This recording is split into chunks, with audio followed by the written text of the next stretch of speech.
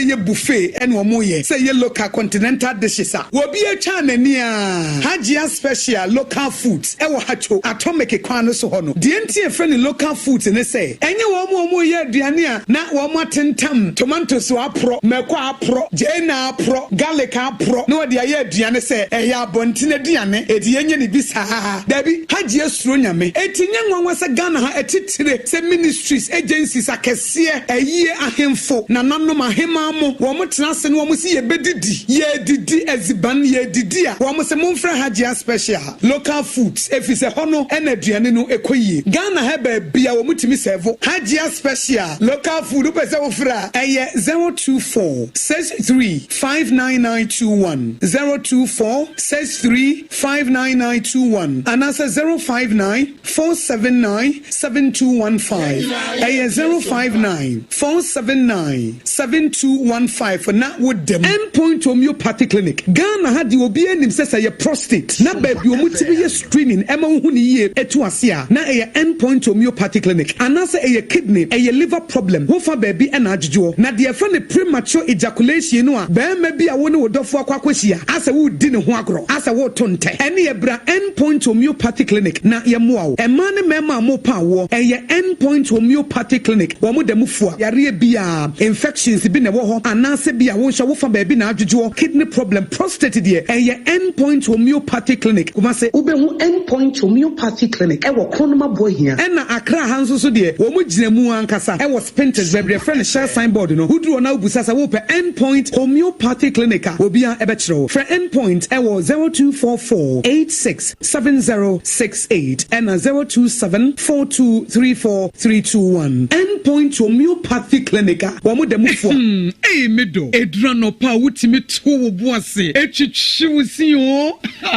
do na so ni se me de yas toothpaste and the brush and the twitwi mesima minya homka senti na ye bokoyi na me de me all time favorite yas herbal toothpaste and the brush aboa me amasesei menum nso a enwunu anase de ehia me semfimfem me biem na wo hwasa mesi aye fita sasrecha homa na et brightens yas whitening toothpaste and the brush and me de hwimese enti na wo se efe na yas total care gel toothpaste and the brush ne de ebo wo se ho ban demu ne nyina ema wonum ye sham oh yes enu krotrodo yas herbal yas whitening and yas total care gel toothpaste and the brush abusuan chamfa se wo pedudu tu e won kran ha for Leicester Ghana Limited e wo 050-161-9588 Leicester Ghana Limited and the yas toothpaste mo ahodo and the brush abadwa so ababu 21st clinic yes sciatica expert sciatica no o nerves na wo to ase na fa wo siremu na fa wo nansia besi ase ho no se ho techema eno ene ye fa ne sciatica na etimi bubu o to ase ka wo se dwe wo sirem wo je ho ba bi a enye na no na 21st clinic ba ye adwuma pa wo mu ye nti abaso bo ma je ne wo Ghana ha ene amono ne enya asem ketewa wo mu je international awards ahodo wo mu je local awards ahodo na anu nso na wo mu bie the only sciatica research and treatment center in Africa bibrim ha no ebi ni ba bi a je 21st clinic nkwa wo mu de bibiduro ene besa o yare no masa de machine aka ho yare sabia yare bia wutimi de ko ne mama de ba ko a wo ma gidi wo mu pa no sciatica ena stroke nso de kwa diabetes ne hypertension ne ade Ghana ha ba bia wo mu ho enkran ha se ye wo Tantra Hill runabout se wo free enkran eba ye wo wonsa ni fa so wo fra masaman so na eba nso a wonsa bonkum so ho na wo behu ye 0540-311-311 0540-311-311 na se 21st clinic still wo ye sciatica expert munde dinam se manya foreign call hello papa wo doba do bi ani o se me fi London eko US o na no kwade wo kurukura fa me bo mamania na papa mo ho te sei awurade aduma ha boko na ko jejesi eko ba sempene mo de wo ton adansi ho niam no nso wo hye ho de wo hye ho eko ba mesi wo bo aduma kura sere kane no a na wo duru US won so manfo bo ndin sa na papa US ha kura de na ko jejesi company limited agi ba bia wo Holland Germany France Italy London Canada eba adansi ho niam de a obia se na ko jejesi company limited na matese wo bi de pokesie bi ewo kasoa ɛho na wo bia koto adansie ho niema na ɛyɛ no kora papa oh ɛyɛ no kora pa a police station nkyɛn hɔ a ɛkoɔ ba sempre mo no onye mmereda hwɛ we kora no miensa mua ɛna obi an foforo yawo baako abu akwase paase kumase ɛna baako nso pokura se nkran ha obi ase na na kodwogasi ɛyɛ bemaba ɛwɔ dansie mu wɔton cement iron rods banding wires ɛna doa plywood ɛnkyɛn de bɔ danso te sɛ bibia ɛde hyɛ ɛdansie ase de kɔ wie depo no nyina nso ɛyɛ tufoɔ boɔ wodi kuka mu a wɔde kodwa free akra wuyi kasoa depo ɛne pokura se de no kora to nkyɛn a wɔsa wɔ bi wɔ akoteman tantra hill iron city amanfrom wɔsa bie depo kɛseɛ nso ɛwɔ kɔhyiman kumase sepase depo no kora da nkyɛn a ebi so wɔ magazine road head office no wɔbie depo kɛseɛ nso ɛwɔ dadeɛ ntam edwi so akra road femesua opposite alaji selia ampaba meboshen tano so breman ɛna manfrom number so manfo de frɛ ɛyɛ 0244 313 752 and 0244 41 9393 nana kojejesi company limited ɛkoa ba simprimo no Kaswa mama bolu mengosro the market for munya ready Malata market BM Achimota market BM stores baby driver mesi be volume ni mu bra fine say hunu gina nchen Kenya me adwene mfa for touch line unti abeti nanka we num nanka wose abrantia de tete na kwa ho na babawa de tete na kwa ho enka be na wo hwele wo ye 66 years as a nation obi also kan fanko Ghana say he na me mfanko Ghana say mu fa he na me mfanko kwanye ko school ikwanya yesuro nyame obi nya kaso aba be for Christ na ye ni wura ne kra ginkwa atwere ne se wabeda ne abode ye foforo ene ye madada no etwam adie na abeda ne foforo adie na abeda ne foforo me hunu wo na me hwa ene ma bi on me say dance so e ma me hunu say yes proudly it means you don't know God. Ani mnyami ankeni moma tena over 60 something years kama samu anambu afu atena over 60 something years ababe ensuo da so yiri fam edi ekromo ayi fia kaze panimu bi ante kromo a ka asema na wadwa sesen wo sofo na tie me Kenya me adwen ache wonti abetu I'm telling you the mind of God. I'm speaking the heart of God to God's people. Tie abetu the baby be ni pom pench na chire papa ye no eno de ya woda na me de be gina sa ho ya water. Ehoni yedi begina. Wajina me aduma 8 o'clock na you know ya de empabone ginem on the morning fire on SOMPA 106.5. Babru mu every dispensation would be a wenyami no what danene kasachida for the mano what so at the boa it is that one kwasum even in exile no now one will be where you are kasachida for Ezekiel no ka ho ye me and no ka ho no mo won kwayem obiti say Ezekiel he was an exile prophet because will be an exile one mo konkwayem okuru fufro so one mo koye etubra for one mo koye refugees.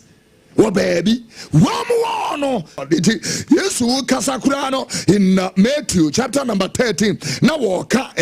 ugufono ukugu abana wasam wasi bi kogun kwanchen na ebra ewia boy na na msena anu bebre eni wana dotie bebre eni honti. The Bible eni wana dotie bebre eni honti. The Bible say wia boy no ikusa say wia boy no ikusa ye na hye ebi kogu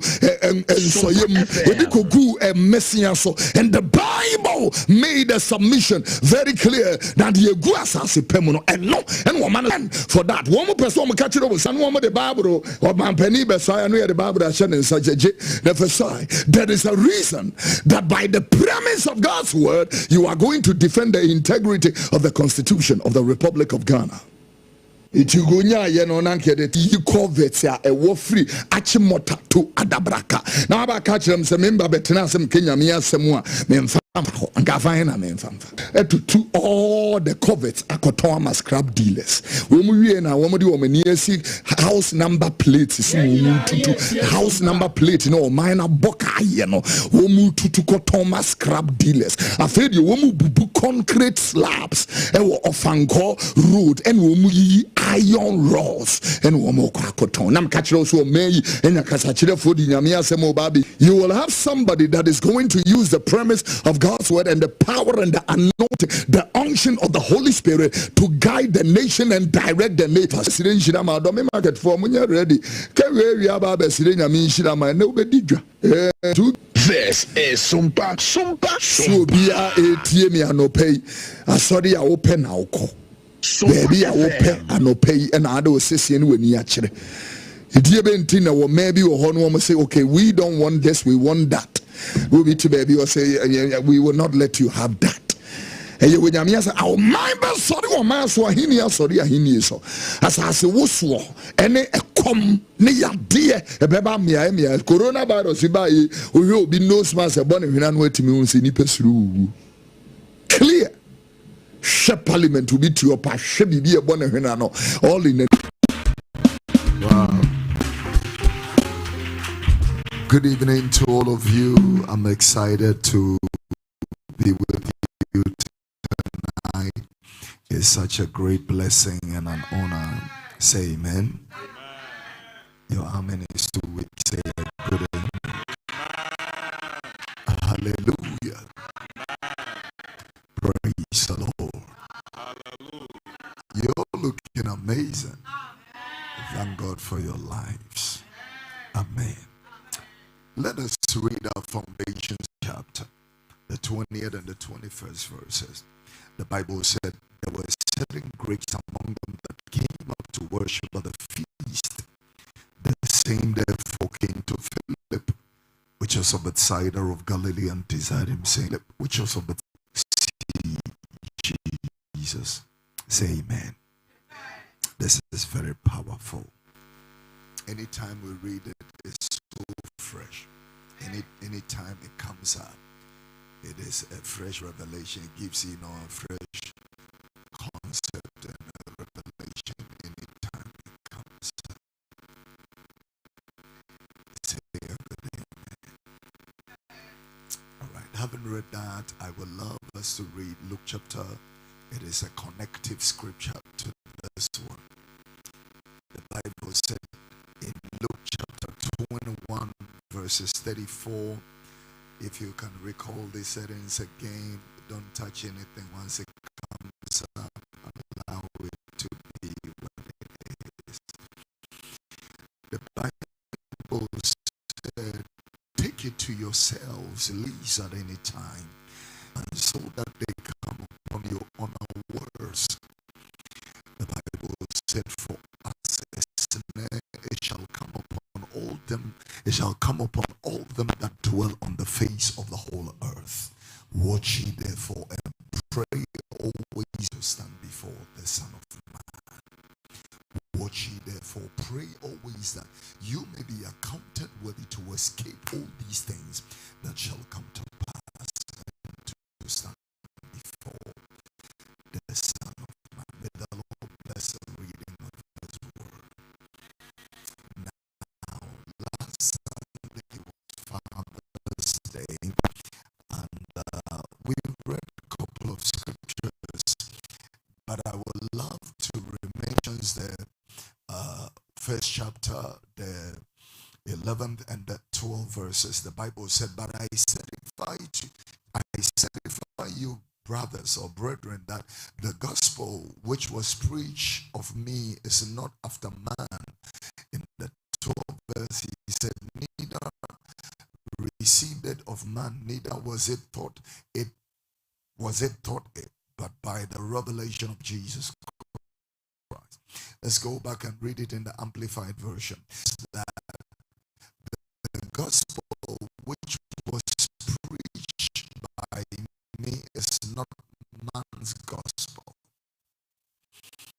It is not a human invention patterned after any human concept. And then he goes in the 12th verse, he said,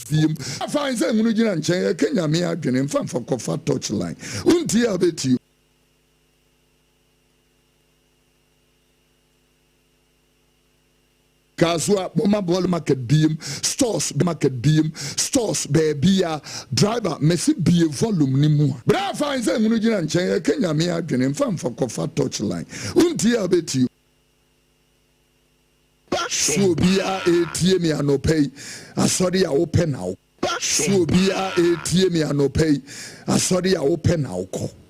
baby I will pay and no pay and I will be no smart because it was Robert in town now you know where you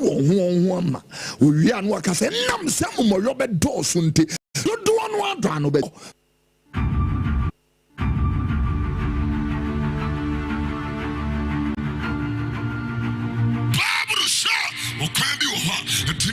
So now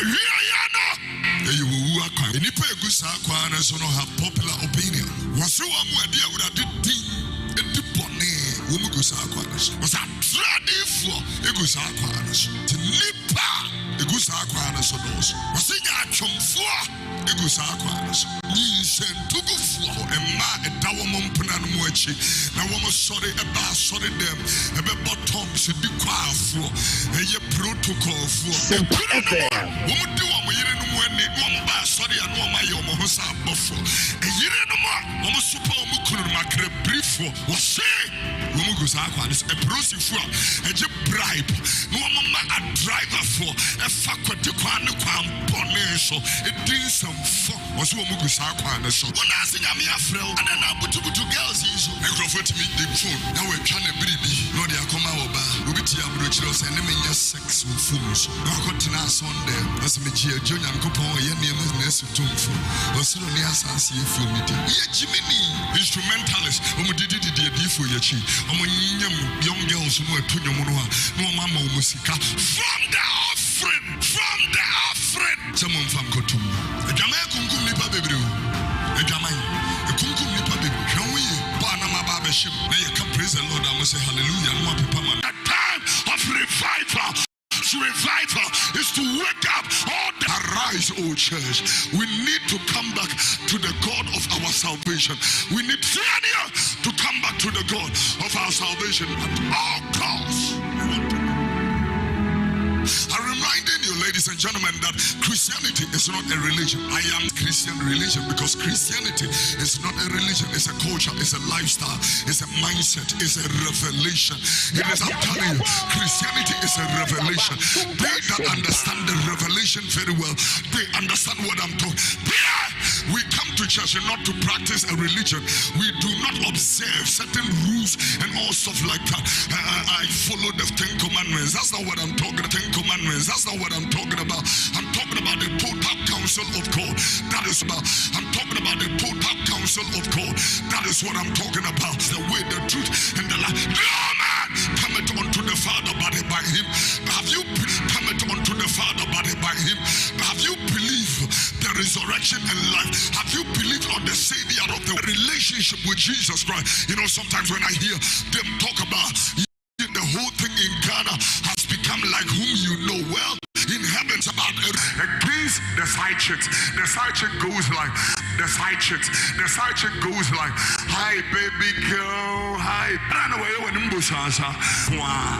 You are watching and praying as you are watching and praying as a wise and a virtuous woman which in honor will be Jimmy Kuno. Wouldn't me a woman yans woman did you kuno no woman shia krokona your masters in it. Woman said you know to your serve chance. Be another yourself with me a fast silver chance here and money womb. No one to front and your good silver. There's some one year you grass for. Yeah, you baby did this of them. And so the good rubber cap, about the glasses. Yeah, a woman, you want to worry one. I'm about woman with the glasses in mouth. Nambia, you could know glass and some fast one is. What do you mean? Change your mind. It's the same word as repent.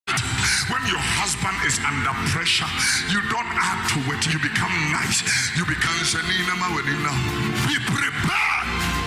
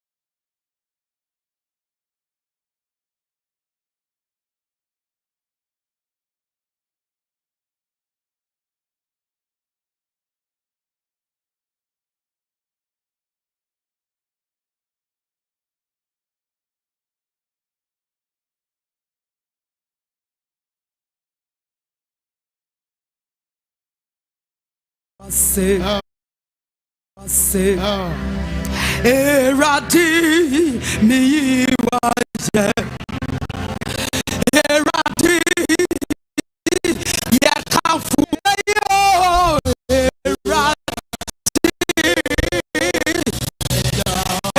Erati ya dawasi ya kafu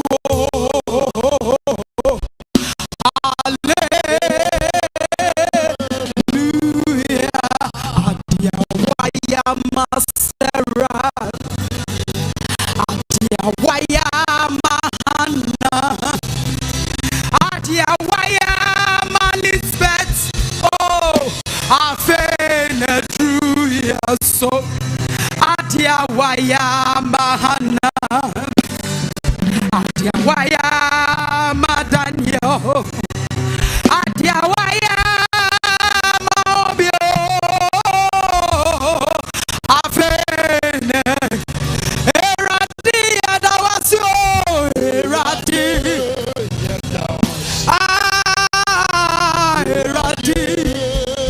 erati mi wayo erati mekafu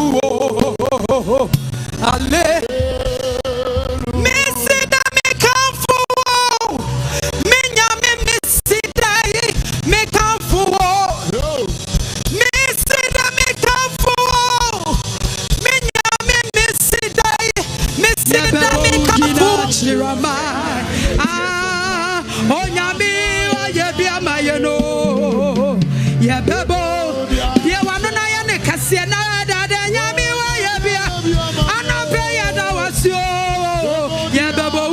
Chiramai, I, oh Yami, why ye be a mayeno, ye bebo woody,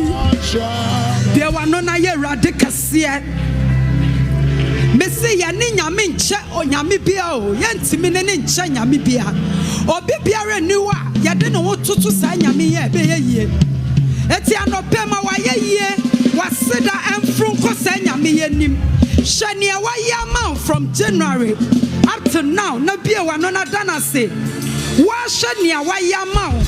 Who could die yourself for no ma was sorry, and you want who didn't answer be dana say. There were no any cassia.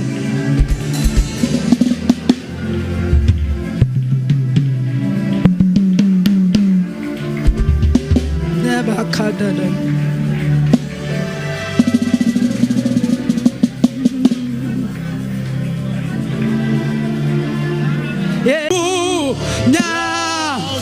Yes, you are my dear Chiania.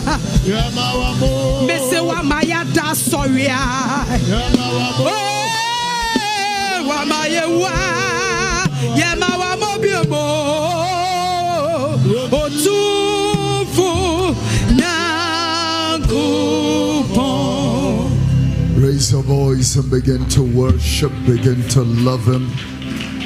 begin to magnify His holy name. Go ahead, La Prahatu Farakademalako Handelelea Antula Antereba Aske. Come on, raise it up, let it rise. Rabadeba Ando Fireba Halea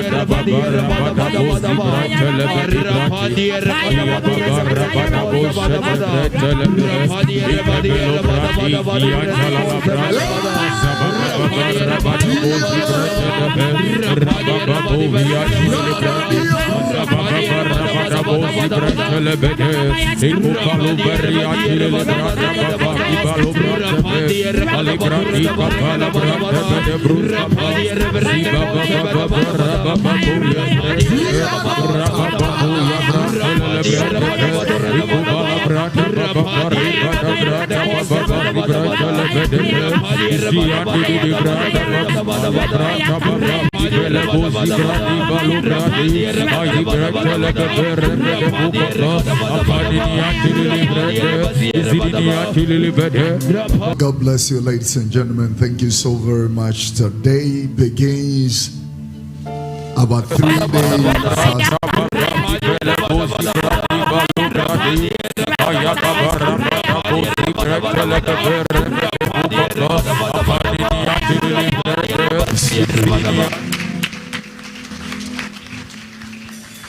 Oh, come hunti besuro baby onyami so for ye waye da hashebe shimini kaboyo kakwe oye shimi you mole wajabo nima yema bwabo shimini nevuru kaboyo shimini nevuru kaboyo Mawachebo nima yema bwabo shimini nevuru kaboyo dada shimini nevuru kaboyo. Lift your two hands and let us pray. Father, thank you for your goodness, your love, your mercies, your wonders, your kindness. Thank you for our families. We bless you for the children. We give you all the glory. We even honor you for all candidates of the BECE exam. Oh, thank you for aiding them, helping them, blessing them, and carrying them. The Bible said, plead my cause and deliver me quick. Cause in particular context of scripture, he said, plead my cause, O Lord, with them that strive with me, fight against them that fight against me. Now plead my cause, okay, let's go back to the other one. Plead my cause and then turn it into my language. In my language, the Bible said, cause, oh Lord, with them that strive with me, fight against them that fight against me. Now plead my cause, okay, let's go back to the other one. Plead my cause and then turn Dimasamame. Bibinya nyina wenimwa Dima samame brother na menyankwa said wasamtie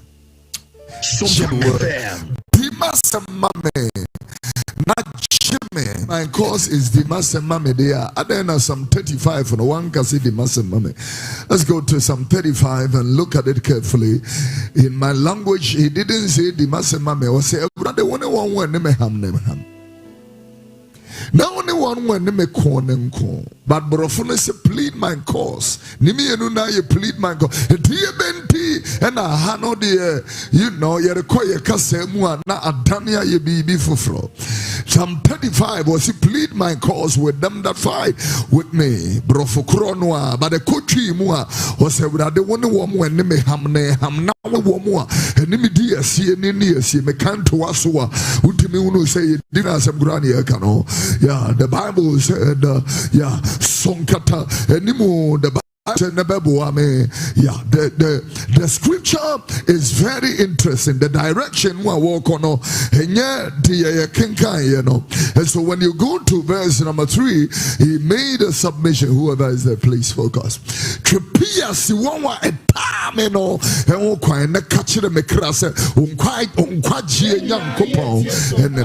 the 4th verse, the Bible said, "Yeah, ma wonwa wa shisha me no." Oh, any monguase. Any perry who name one make a channel. Somewhere pay wood also. Because in a media, and I'm why won't pay me wood now. When I'm okay, you will be shaky in the time. You know, oh, assembly, it's very important. My woman, say, one way, penny, and some watch. And so when I wrap the buffalo in sumo, and so when I go to verse number 6, the Bible said, "Nema wakwai mo eru sumo na enyuomo true." I like it in the other version where the Bible said, "Wakwai mo petro." Never at the buffalo and power. This is one of the few places in the Tree Bible where the punctuational sign of exclamation is used. The Bible says, the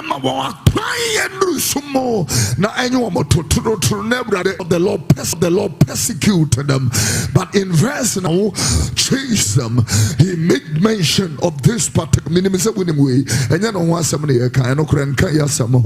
I'm just making a comparative analysis in the exegesis. I'm just making a comparative analysis in the exegesis to be able to present a cause to God's people. Now, having said that, let's go back to Psalm number 119, verse number 1. It's a contractor, Pacho. This guy is a contractor. Strive for government contract for a very long time. When your contract die minute and an ensaka contract. Ya praise what person yes juma. Immediately when your contract no and na be done wa near there wa post took it to the hospital and then the was a wire free. Immediately it will be our donate you on only retina of the eye. There will be a donut for the retina for all that whole year. I buy catching up and say, "Many contract in influence, so contract in him. Kosi say,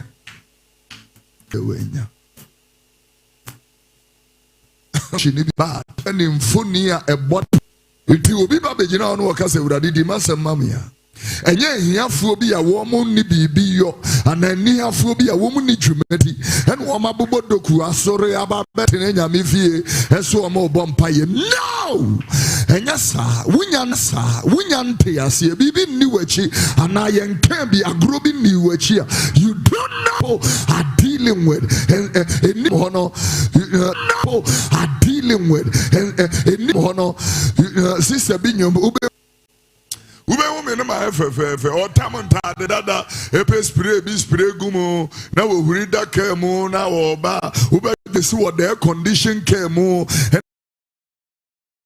I mentioned and want someone who watching it there are issues and yeah grow there are issues serious root here will be as someone when we say about 2 years and I'm very quick. I have a solution. Words before the Lord and I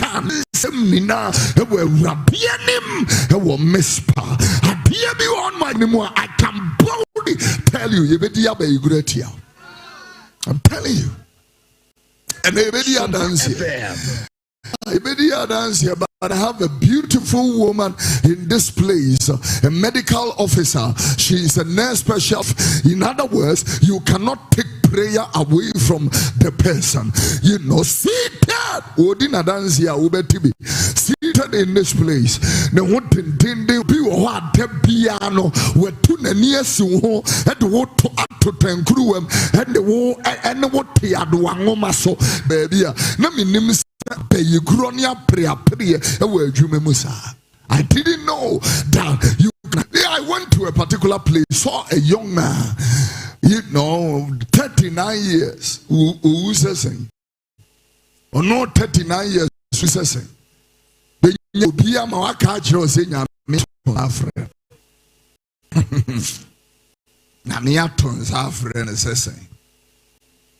yeah, when you may order a year, the Ben or Aton's half friend. So papa, Tias. A dear, there was so why Yameso or Aton's half friend the way. Tomeni bibia tomeni me posa bibia tomeni me posa bibia tomeni 1 man tonana saneni no ehunade. As a medical officer, unim specialist bebre onu mudi nkomo enum ne ade kojiwe no the man high cause of steroids. The blood pressure is free her and yasem ketua and the sugar level the woman name for amuano munam say free 3 to habrosua no says no normal where the deal who have 4 point who need 4 point more baby where the deal almost 6-7 we are 6-7 we are normal. This is checking the sugar level and a pound and I'm 24. Yeah, and no quite to me kunipa straight up. Minimum are concerned because what the vitals say. And Tamuan or then who be Jim Paibuimu. Then who be without forest and Paibu Tidana Wukuda Abayim Fanajuma. Because who wouldn't be replacing me. That's what is going to happen. It was in who be Jim Paibu. And no Nayani Eka wouldn't be a seer. What didn't want be Ginebra Dianim and Siri when you miss it. Dimasama crew soon some more. Was it be anywhere to now? Nafania Mediacro. And that is why the Apostle Paul said, I do not want to be ignorant of the devices of the enemy. He didn't say the devices of the enemy. Mrs. Sister, no. What did you can? And prayer, Obejinam Paibo, my brother Jimmy, Opia, 40 years, and no many idea cry. She will struggle to be in cloud. A yet day, and an eniba kufra. A Juma, a very sensitive job. Nidians who are Jimmy Power. What you try nipa nipa nipa kunya juma. It means she has a disability. I was what tenefie adia nyamibremo kaso nyamibremo no so seed ni bi na e kono oba no obobi enom ne ade. One day one obeka kire me say there is a charitable team of doctors woma na you checking ade no said the ade no strange one will be son say bibi abon ani so o say there be bibi on fan team more baby o say baby on fan ani bi on fan ani go po bibi a o say ade no aye hunu wo ye machine ni mo no etesa de wo bi di hammer bi abon ani so free of charge operation number 1, 2, 3 that alone was a miracle. Then the car system the operation. It's been 2 weeks almost now.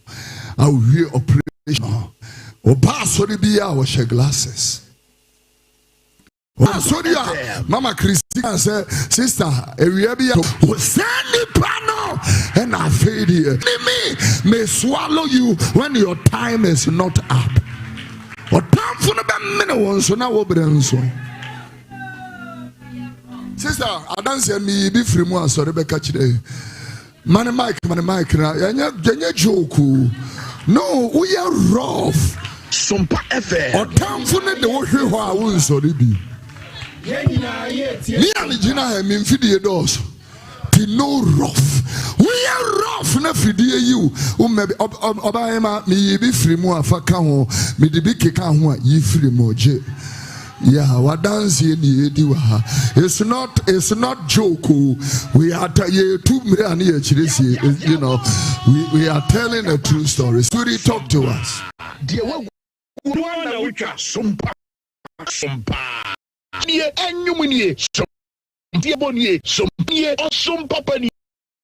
Radio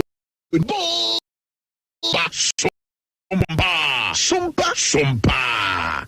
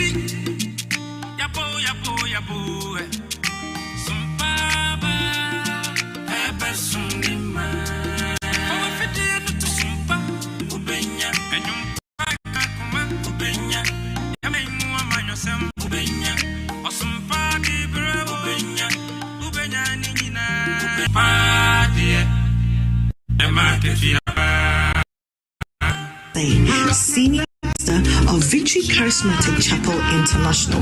And now, today's message. Again, welcome you to the Believer's Walk of Victory this morning.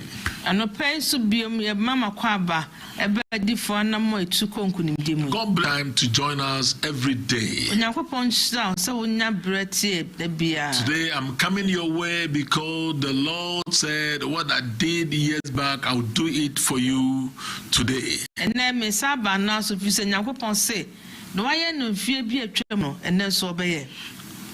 May God increase his favor upon their lives. Trouble. And when that happens, the best thing we can do is take action to correct our choices in order to and when hope is lost, we ask ourselves,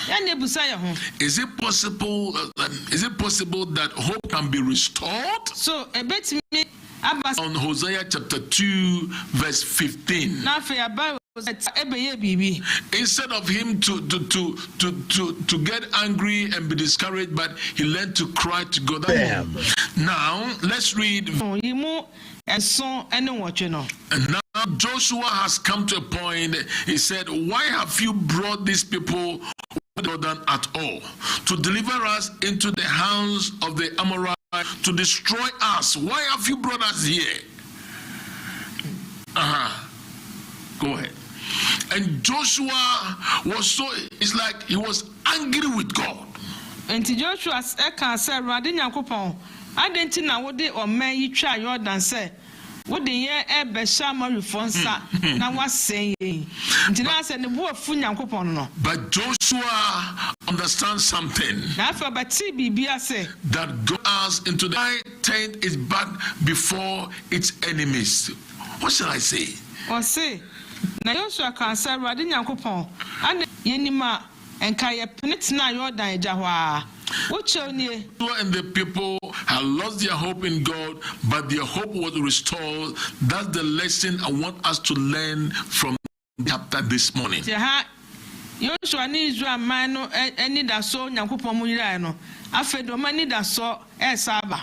let's consider how we can lose our hope. There are three ways we can lose our hope, and we need to be aware of all. And we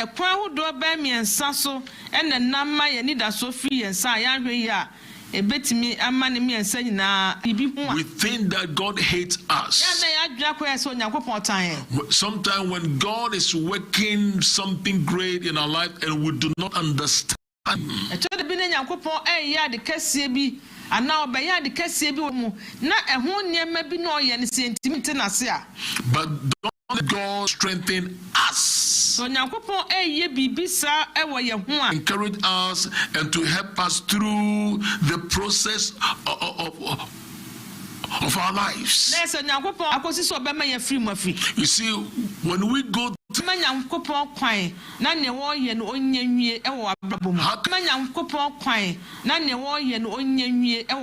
how can we lose hope? Can we lose hope? Not only sometimes your own people. Let's turn to Hosea chapter 2 verse 15. 2 verse 15. Aka as a door of hope. She shall sing there as in the days of her youth. As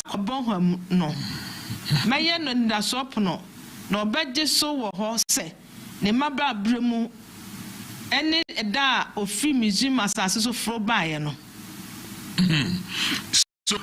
in this thing we see that God's action in our lives can cause us to lose hope.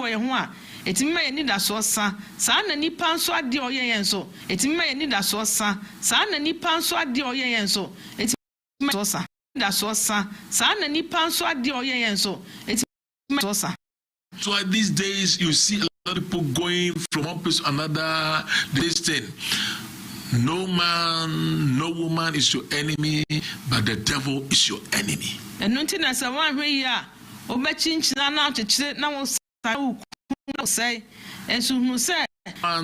through God's action in our lives. SOMPA FM. We lose three.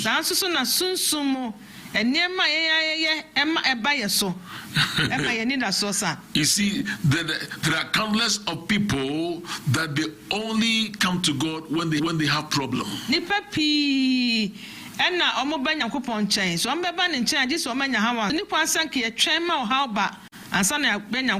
hope in the valley of trouble. And saying that so was seeing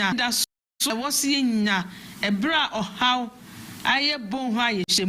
sometimes the pain that you go through be a yawaya na your feminine through be a yawaya na your feminine or the injury that has for our life. And it does so. So we discovered three things. So we discovered three things that happen when we lose hope. Or 5 steps for restoring hope.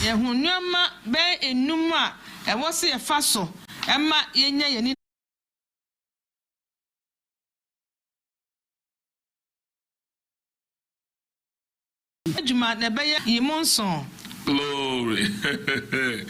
Good. And Joshua said, Amorites, to destroy us, oh, that we had been content and dwelt on the other side.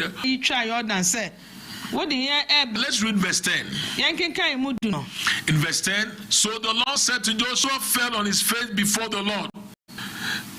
and told God, do something. And Joshua didn't nimble too firm, Ebusa Radissa were here and was so big. This small country defeating this big nation. How come? Bra or town for a dear. Joshua went on in your hope. And it's a way and she any beer, a bad one more senior when it does so be. So, what the principle? And Shana say, principle number 1. I didn't cry and good ye. One man not seeing victory. Why do you like that on your face? Sorry. I didn't know what you were to for me. Now let sorry, so by whom be. See what happens. The Lord said, get up, sanctify the people, and say, sanctify yourself for tomorrow. God that's the Lord God of Israel. There is an accursed thing in your midst, O Israel. You cannot stand before your enemies until Take action. It means turn away from your sin and stop lying. It means turn away from your sin and stop lying. If you can regain your hope, don't follow people's husband. Don't follow people's husband.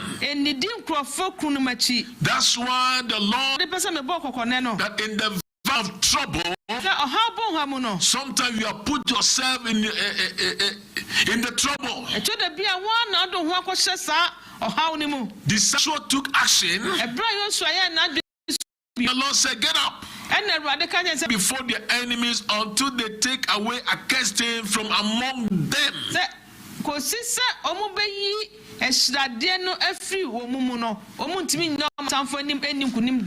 Beloved, these days there's too much sin in the church. So number one, if you can regain your the number two, get to the core of the problem.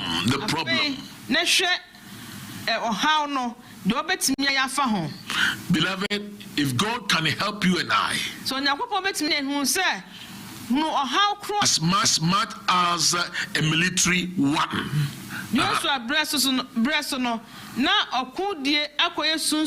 with God or not. So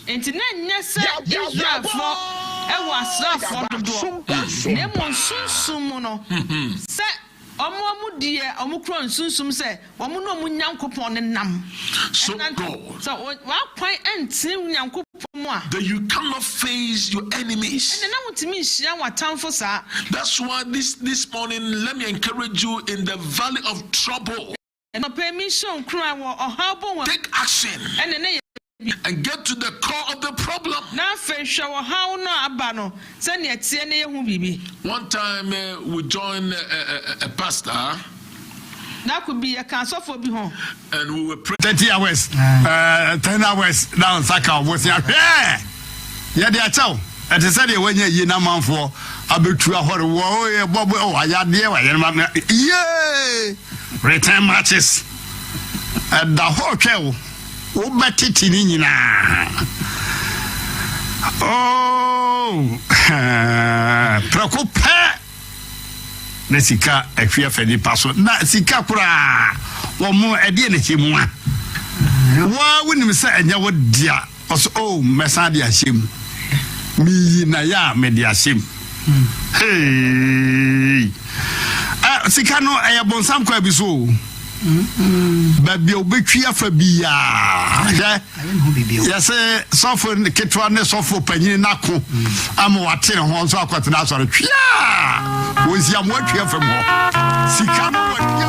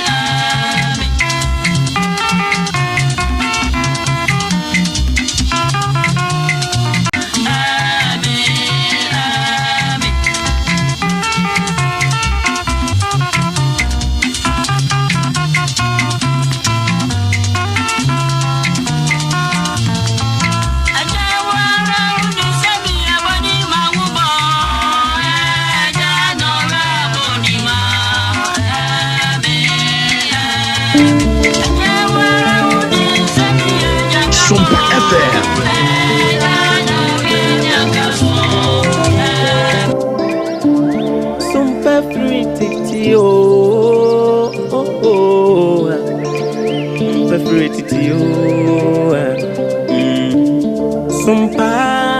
FM and TV and Odehyieba Sompa dia sasiso emenijie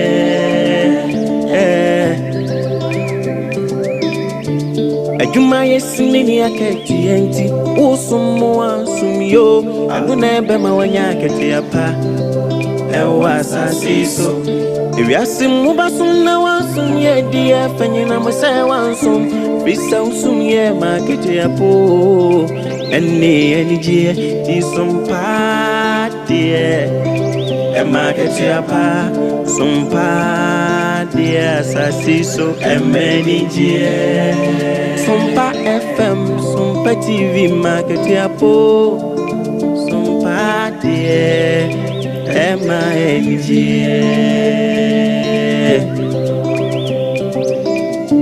Bichimwa fidie ne teso FM and TV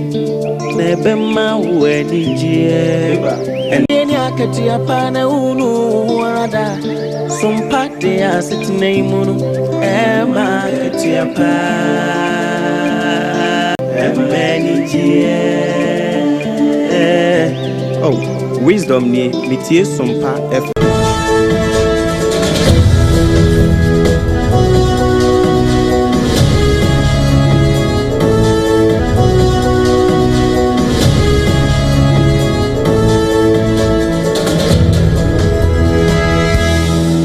So sekase ya de besom we etwa ne ho frede ewo enkran a ebeti asim ewo asantemantam mu eno eye Sompa 93.1 FM sanso ena ayiko 100.9 FM adamfopa radio ewo France Paris abrochima mu ena afei Sompa 101.1 FM ewo Takwa 103.3 ewo Takra de 106.1 ewo Tachiman 98.9 ewo Sunyai 90.7 ewo Nkranza 101.3 ewo Doma and afei udiko dane sonso ye twagu brika eye Sompa FM me pacho eye anu akọ tuning app ne so ana so say obekọ Play Store anu akọ download Sompa FM e ho so ye twagu ewo ho Facebook eye Sompa 106.5 FM Accra and a YouTube no enso aya Sompa FM live and then some de baba som wo no ya kruche nyina so e de akwa kogu www.sompaonline.com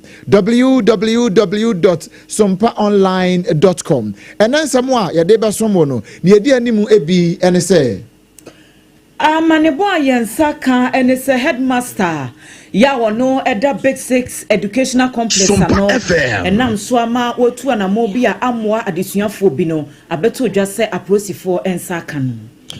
Awusia ye kase ya mroshe bedwam nso mu di ahoma asoye ramu ntaka Mohammed enna afeye rajonji na powonan asemben enesi yebekọ akwatia akodi nkomo bi yesi abrante bi enesese eni nyina hwe eye Israel ene Iran wo nkomo a ekoso na Donald Trump wasaka no ho abia wode nsem kakra e de atum ewo ho na yabeko na yakwa kohwe afia mrasebedwani so na ekase wo kire se enyumaku ahodo ya wo edi ECG fo kanyina esese wo mo hwe wo mutua esemi afoforo ka ho na enne awiede ba besom se pranto brekase ewa Sompa 106.5 FM Accra na yenhwe we se mra yeba ensem no emu nchechemu yade bema mo ansa na nasomfo basa ena yatena se yade ya no ebegu ensemi ho asew ede amamo midi di ohene ire maame ekua yaboa esia mabronya abrewatia mene ajua asare ena fe obrempon na kwaku ampoma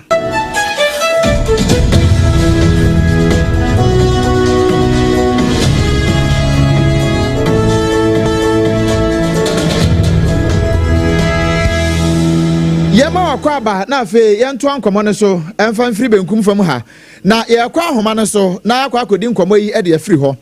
ne ayatie ene se ukopie mu ewo boadua ye ban akwatia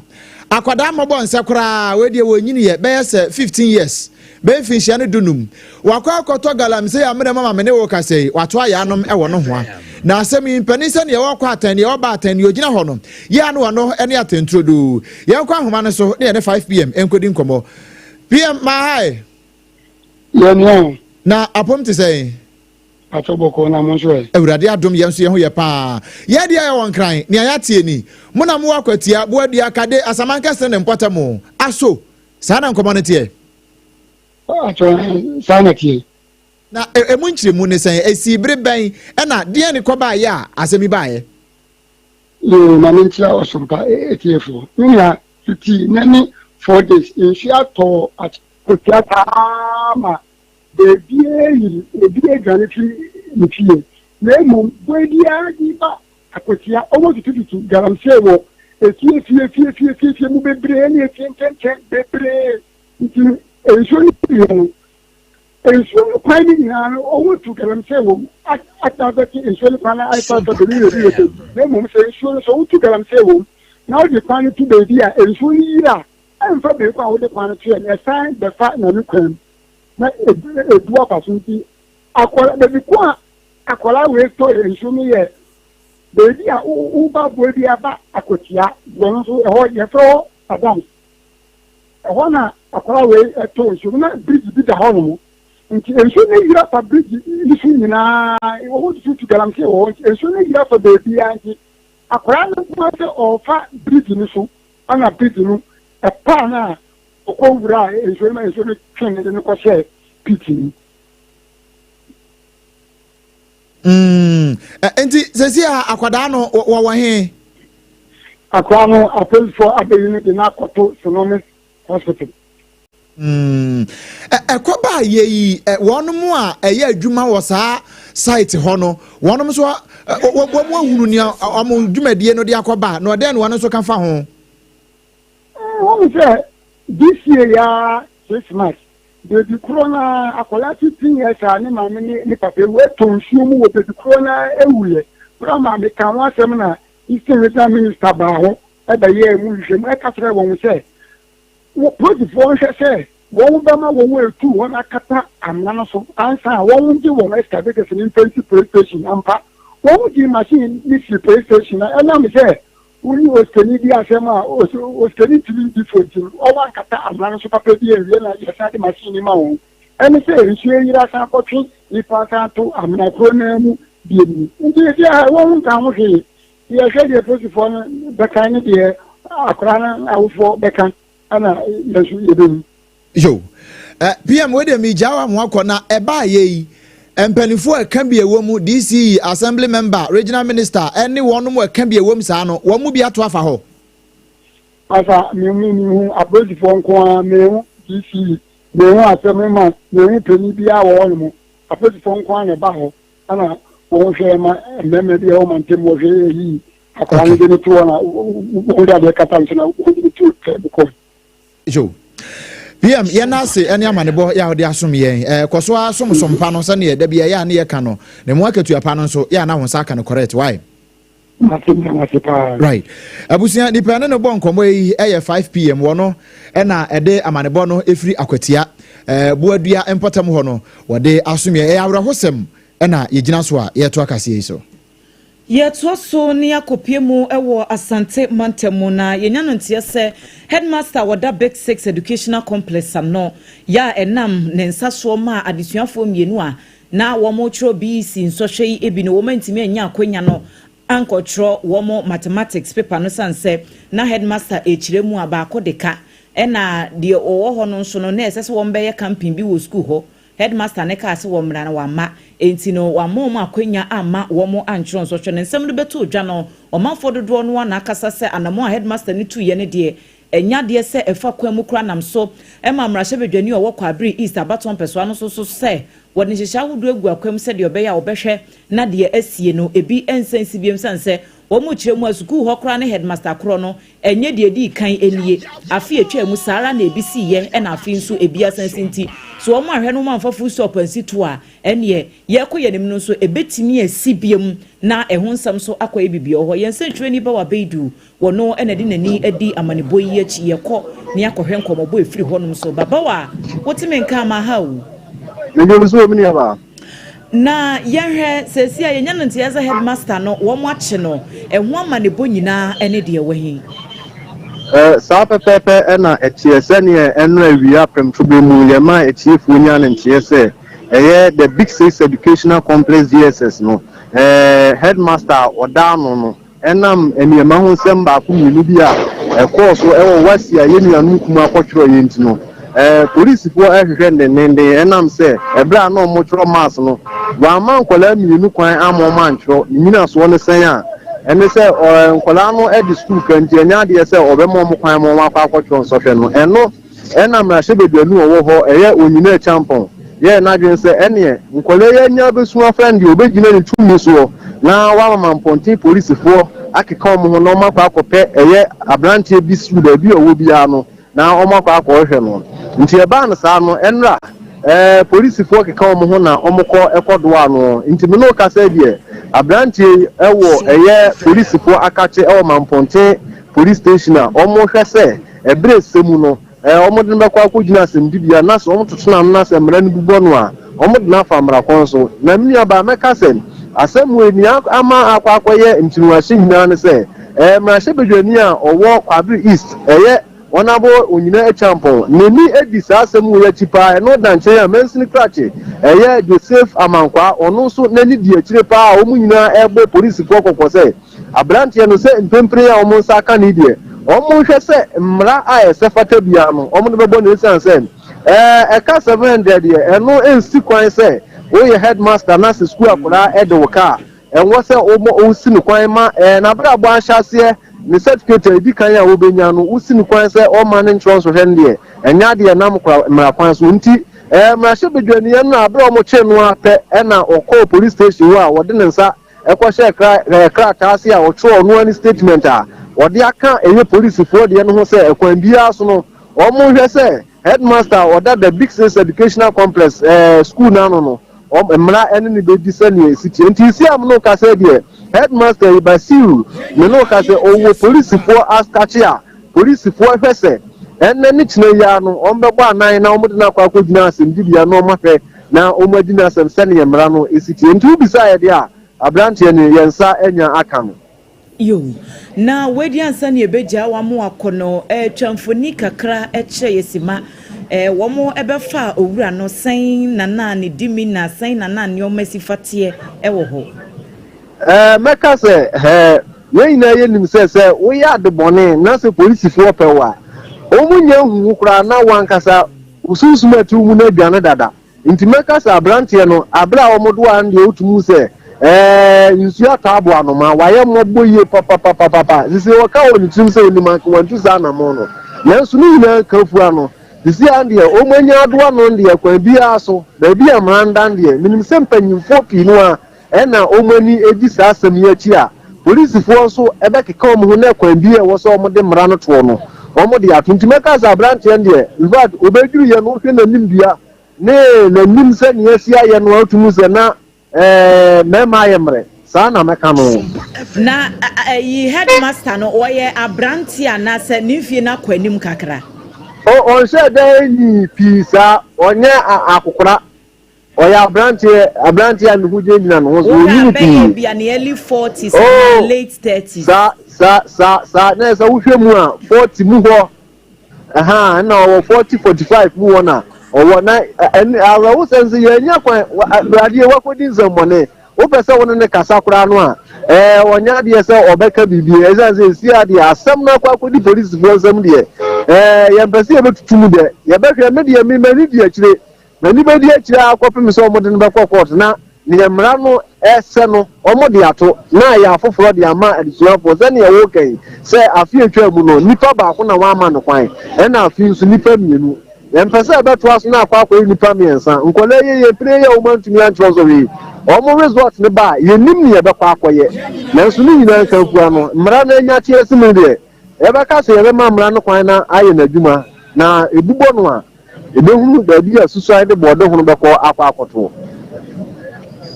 yo ma ye na wase yen sentrani ba wa beidu amane bo ya wodi efree asante mantam Kwabri East mensi no na chese Big Six Educational Complex headmaster owura Basiru na sesi a wakodi aposifo akachie iti ye hwani mu se wo mo ebehwe no wo de na kopie mu wo mra no anim na de oho bia no so wo matu ye di akire ye befiri mu ababia ye de ho amane bo ebebrem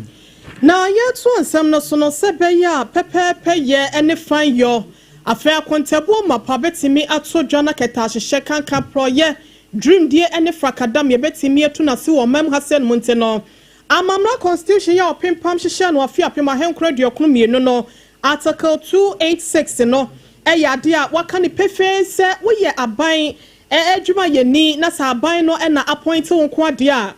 wo se wo asset waja pade wo ka wo de wo honiema ahodo nyina da wo no wutimi eda na di ede kire na ba ne se bia bibi fa won sase ekwa wiem wo baabi ampanyimfo nso atimi ehunu watimi ato ho anamon wei anam so amananse John Dramani Mahama ene na so afo no waso gya de ego mapampem papa ye ho nsem nyina da sompa kase ye bomu dawro bi e de akyerewo na ene edru enkofo bi so wonom ene aban anamusifo e wo krobatan kropon ene mensini assemblies ahodo ne mo metre MMDC no aban no identity ye ne kyerɛkyerɛ dwumadie bi ahyehye so e won kra ha se no ma no pɛ ya de ama wonom wodwumadie na se no mampanyi John Dramani Mahama kasa no ena wode to omanim se wonom so kana so afo ne ho bi ana se nipa ahodo a wone wo mu di dwuma eno nti no wo mu so agapade bia da ka wo mu die bia da no wo mu asete no wo mu fanto dwa na kosise bosomi a yeba besem July ne da achese eno etoso dunum no se wono mu anya ne saa ne obi ne kumantwi bo siako ene pene wo awu nti no wode ne ti akwakoje akyerema. In the meantime, I wish to remind you that you are among the office holders required to declare your assets, and so I expect that by July 15th all of you would have declared your assets. I've given you enough time, haven't I? Honorable MMDCs, the NDC manifesto outlines a bold and people-centered agenda that places local government at the heart of national development. You are the first line economy, the Clean Up Ghana Initiative, Ejumara, the National Apprenticeship Program, Mahama Cares, Feed Ghana, and many more. These policies are not abstract ideas. They require structure, coordination, and leadership to bring them to life at the district level. Abusiani Payatine K. Ghana Mampenyi John Dramani Mahama na yeremu ana ye kwamra shebedwem na nsanyada e de betu monim so de wani kiremu e woloran potamo ho a e yade a voter lake wono enkwada ya wonom eje adesua cadet fo ibi wonom se da bia do mko jogging ti no wonom etwa nsuo no no mu de omani akyerem wo Burkina Faso ahye no so ho akwotenete wonpomu aba Fofia ntuata na adware aba mekwa wie kyerem no na krana nan nipa be se du wonum akwa wie nsuo no mama ye kasei emu nso ya mpanyimfo ahwehwe wo mo wansaka wonum no na emu num eyema wonum atina nanom wonse do ya afoforo mienu oya mema nso no wonum so saa wo mo ekọ krachi na enam so ama mpanyimfo dodo na de wono ato sasem wesemo ama ene ya ye kasei mrahebedwem wonum atonsa de Afra Interior Minister Metra Amanyoye Swafo Ramunta Kamu Barak Mohammed nanu aso wadafe ahwodeni aso ye wono energy ministry wono so no panyi ya wotua no ye John Jinapo wose sa nipa mienu wese nkyeremu e wo mrahebedwem de ka ho nti a akade ne ne mebetimi aboa wo bia wo twa nsuo ama ne ho ema asem no wantimi anya ama adehye makoma konson ekoni duso ahwe my Ghana no wose wonfa emu enkyeremu mra mrahebedwani ya wono ejiremu e wo adehye wo Lauren Potamo ho eye bed ezeden wone ensentrefo kasa ye wabra na wonom so ebobo nsem ho e wo mrahebedwam yentie bi mrasese. This should not be allowed to happen again. Let us take preventive steps, including public education on safety and security. I further appeal to NADMO, the Regional Coordinating Council, and the Laura Municipal Assembly to come to the aid of the Laura Senior High School and the bereaved families by providing support to them in these trying moments. As a stopgap measure, I have decided to procure 10 life jackets as soon as possible to avert any future occurrence. Mr. Speaker, the time has come for us to rise above partisanship and political point scoring. The safety and development of our people must take precedence. The death of these 7 students should serve as a national wake-up call, an alarm bell urging us to act. Abusiana ye run monyafo bait na ye kwa ekotie no na semwa woka nyina no eya desrade se wode to National Disaster Management Organization NADMO efo enim Afra Regional Coordinating Council na Laura Kropon Bedwane Sadaroma ene awoni amahwiegu na ho ne hyehyebe ya to yirenchem sei ato wonom no eno enye wake up call enfama wonom emo won ho so na niema ahodo ye betimi aboa wonom mo potem wono se wokotwa nso a wo ho masem no wonfa enum wonom se be ya bibia nso ebekoye ama almighty asefo Ghana adehye na ye to ansem ne so a enanu ye be 3 days nie ena womo ka bie womu e wo Clocksag ye from say Civil and Local Government Staff Association of Ghana uchanitiawana ena ye Clocksag no One of the crata by as a woman for titru pa any members here Beth and Deaf Registry Hono. Woman in stay home strike. Esan say acting registrar general ya that Beth and Deaf Registry na no. Ne niema bi a oyɛ no anya de a ene won efa kra ene aban dwuma ye ebobra eno nti wo mu ntimi ne nya adwuma bi o. No mo enya strike mfantia no. Eno nam so. Ema me ne wo kasa ya hyehye so. National Labour Commission one more tonsa e dia frɛ close agfo say one mo mra afi Beth and Deaf Registry for nso one mo mpanifo e declare strike isenka nyame ya adom enrada and one more strike na se no ene one more se o ma tron krata de akoma won se eda chena ya wadai one mo mra no mo nyina nsi nkonwa no mo hwe ne yie pa ni nyina ne se one mo susu se one mo afanu ni ntamo no se bia na menteme ho ase bi na ekoso ne nam so e ma close like force and yes ade a one mo declare strike na one mo eja adwuma ya no de a ene na eno so one betena sa asem ne so e na afei ne ekoba ye potenti e nam so ma womu no say wonipa oda Beth and Deaf Registry na no ne nwuma ye enhyada nkoyie ene wo mo mfanti no wo mo declare sa strike no wo mo nyina mbra no mo gotena proti na fo mo nse sa adwene ansa na de besio no etimi asi. Yet was so akoye ni mrasebedwani ogina mudumo manfo wo pro Easter baton peso so eye Emmanuel Kwakubu am wono ene ekasai wo se eniema hudo bi a ekoso e wo men ye humasua entitie mu no ebre wieduru se aban no etena se no wo se niema nansa kire foforo bi wo hono ma wo ma ye ne tichu ene wo mu a wo mo gintete e wo ensanu adwuma emu no wo se entrepreneurship education wo Ghana ha na emprempren se de etie no enya de se nkuranhye bi ebam wo se dodo wie sa suku yi a ya wo makwaje ntete won sa no nyuma any finance programs ahodo so a na wo mo pese wo mbenya adwuma a sebe office adwuma a wo be hye kotu abotai na wasɔre anopa wakita ne bag second overiata na wakakɔpɛ ne ba bia tena kama na wɔte machine no achi na afei no wɔbɔbɔ niema na wɔbɔbɔ de friend white collar jobs no ɛno nko a ɛna asɛ mabunu dodoɔ no a wɔn gye ntete ɛwɔ saa kwan no ɛso no wɔn adwene no ɛhɔ nko a ne da enti sɛ ya mawo ensa no dwuma ntete nkom wie yi na nka bia wonya capital kakra bi a na wakɔpɛ o mantwea bi enye shop kura na efie na abɛhyɛ ase bibi kakra sanse ne abɛfo nimdi akɔ nanimu panka nsakyrɛ dodoɔ no abetimi aba wo se saa de no ɛkɔ no enya de aboa kura etuba wo se dodoɔ no awie school so no mu tifie na wo nya adwuma nye na unemployment rate no da ne da sɛ ɛkɔ soro ni enti wo se wo srɛ sɛ aban ɛwɔ hyehyɛ bi a wobetimi di agu akwamo na local industries businesses ahodo a ewo Ghana ha ye di sika hyemu ama wo so nya babie gina na obi wi a wabenya bia ya wo senke no ebeboa pa. It is something that we all have to, in a way, prioritize as a country. It will interest you to know that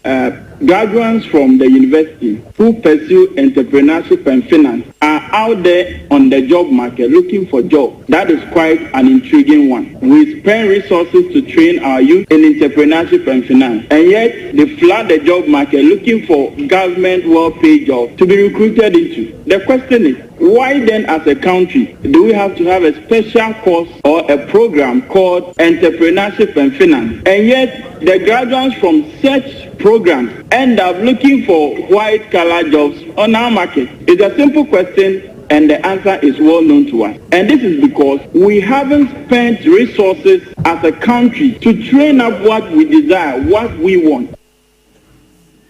And what she and opinion essentially must say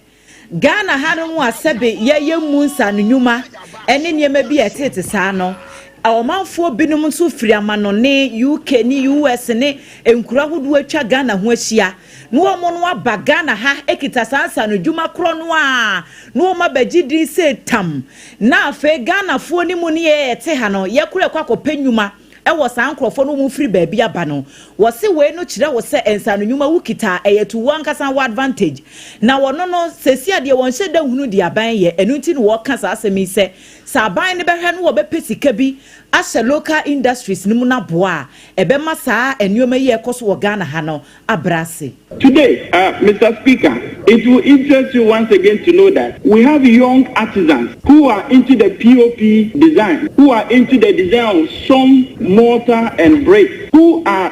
being moved or being migrated from neighboring countries like Togo. And when they come, they take up the jobs. They don't sleep. They work 24/7 to get this work done. And contractors in this country are paying huge sums of money to this young one. Yet we have CTVET, where they are responsible to give accreditation to our young entrepreneurs who have learned artisanal skill. The question is, as a country, are we serious to make this thing happen for our young ones? The question the entrepreneur will tell you, or the businessman will tell you, or the estate developer will tell you is that when you give work to our people, they're lazy about. But when you give it to an outsider, an immigrant, he spends the whole night working. So something you need for like 24 hours, you get it done. Onipa yɛte ne sesie yi ɛyɛ Pro East Mrashe Bejani Emmanuel Kwakubuam. Afeyewremu ye fango ho nsensam no na wotwe a etwemu no ene Ghana fododo na wotwehyen ene wonom a womudi bi edidwuma no eyade a atadwefo wa wote da esansa fango buo no ekofom papa pa ye na nyina da ene se wan Ghana city to ye aban ne ye se wote no eyade a wonom etwesensan ya kakra ne no ena anopa ya yenkoda nsori asompa kasefo ene ehinta hunufo yade ye ne duaduamu ne yaso etete ya no asemu ayakwate ye ne se enche se fam gobo no esaba be pagani mu ni nyina ne se ebo ntomu no de eba no ebe kwasoro kakra ache ne de ye hunu ntino Ghana fo eba na mahu se enye wono ma na wo kire se ne ne nyina esi akwakoye no wo mo ye ne se betimi aboa ama yensi kasem no etimi apeja ama fam go so nsem no etimi ejina ne naso panyi kwantre for Metro Chief Executive Officer ya bono eda Chamber of Oil Marketing Companies ano eye Dr. Riverson upon one ye twetwe nkomo efansemi ho yentie sane nkomo bono esikowieye. You are currently benefit from a reduction this week, but I can't promise for next week. If you take a look at our forecast for this week or this window on Friday, when we incorporated one city, there was going to be an uplift of 9.5%. And when we got a directive on Saturday that the one city has been suspended, it brought things to same level, because as the city was appreciating just a little bit, the international benchmark prices were also going up just a little bit, so they actually buffered at a point. For next window, for sure, things will go up. Na anodisem no wasa epim konenim etre se wo hwe Iran wonom ne Israel fonto kwache ne ye ya aso no a wase no so betimi atwen sabemu e wo fem go nya dodo ya yenya e wo my Ghana ma se yenti no so nkomobo ni bimra. The Hormuz passage controls 15 to 30%, I would say, transportation globally, because it's within the Middle East. It doesn't only affect any continent per se, but you'd rather realize that there will be more demand but less supply in the entire global network. So depending on where you get your fuel from, that's where you're going to have that suffer. What will be the challenge is the cost of fuel, because that will bring a high because of high demand. But for fuel, there'll surely be fuel. But in terms of the price, but believe me, bus stock alone cannot take us for 1 week today. Enyumekuo akache kese ya wonom fem go hu dwadie na wodie no wonti brekese Dr. Riverson upon nano disem na abusua etwaguye. Yenyina nsem ne so. Na afa yemfa ya ni nkyeremu ewo ensem foforo mu a. Ni ayatia afri eye ECG woni akache ene se womo so womo ntena ho ema aban nwuma no womo mfa wanwa na won yusu nkane ne free ewo brekon awoni ntua eno nti na mso ema eno ampo ye bo wokase se wono mo akwa Ghana Water Company Limited womo nkane mu ama no krampo na mso ma Ghana Broadcasting Corporation womo so womo de akwama won den ya wo chese ka won de won no GBC for asem ne yakan won chese ka won de won no enye kuma ni nyina ne se womu yusu nkane ano ene obekwa conditions ahodo na wan titim no mo bonframa bonfrete enso aka ne ba na ye twen aban ye twen aban ye twen aban sa eno nam so ama atem no ene ayan pa na ene ya me ne wo ka say ECG ni o ha kire ese general manager of operations Ismail Tetoku wonin santrofo abonkomo a kire se no kre sa de no a ekoso no wono mo ya wo ECG ho no nya de se won ba so kra eno nti se wo obi a wo de aban ka titru pa na nkane ano a tu hufo na wan ba gone to terms with them, and as at of 31st of May, we were expecting Ghana Water to pay 72 million Ghana cedis, which we've all agreed that they've not complied to. And so it is not like we are taking the 999.6 million Ghana cedis from them today, but we are expecting that they pay the 72 million Ghana cedis so that we'll be able to restore power. And we expect that on monthly basis, as we've agreed, they pay the 72 million Ghana cedis. Yes, so far as I'm concerned, until I'm directed to do otherwise. Abusiani ati yera Ishmael Tetoku and what you said. Ekano nanka ewomupa titru ne Ghana Water for the over 1 billion Ghana cedis. When we metu anu amu yamuko kwansa eno ka ho bi eno agotwa mo nkane mu no.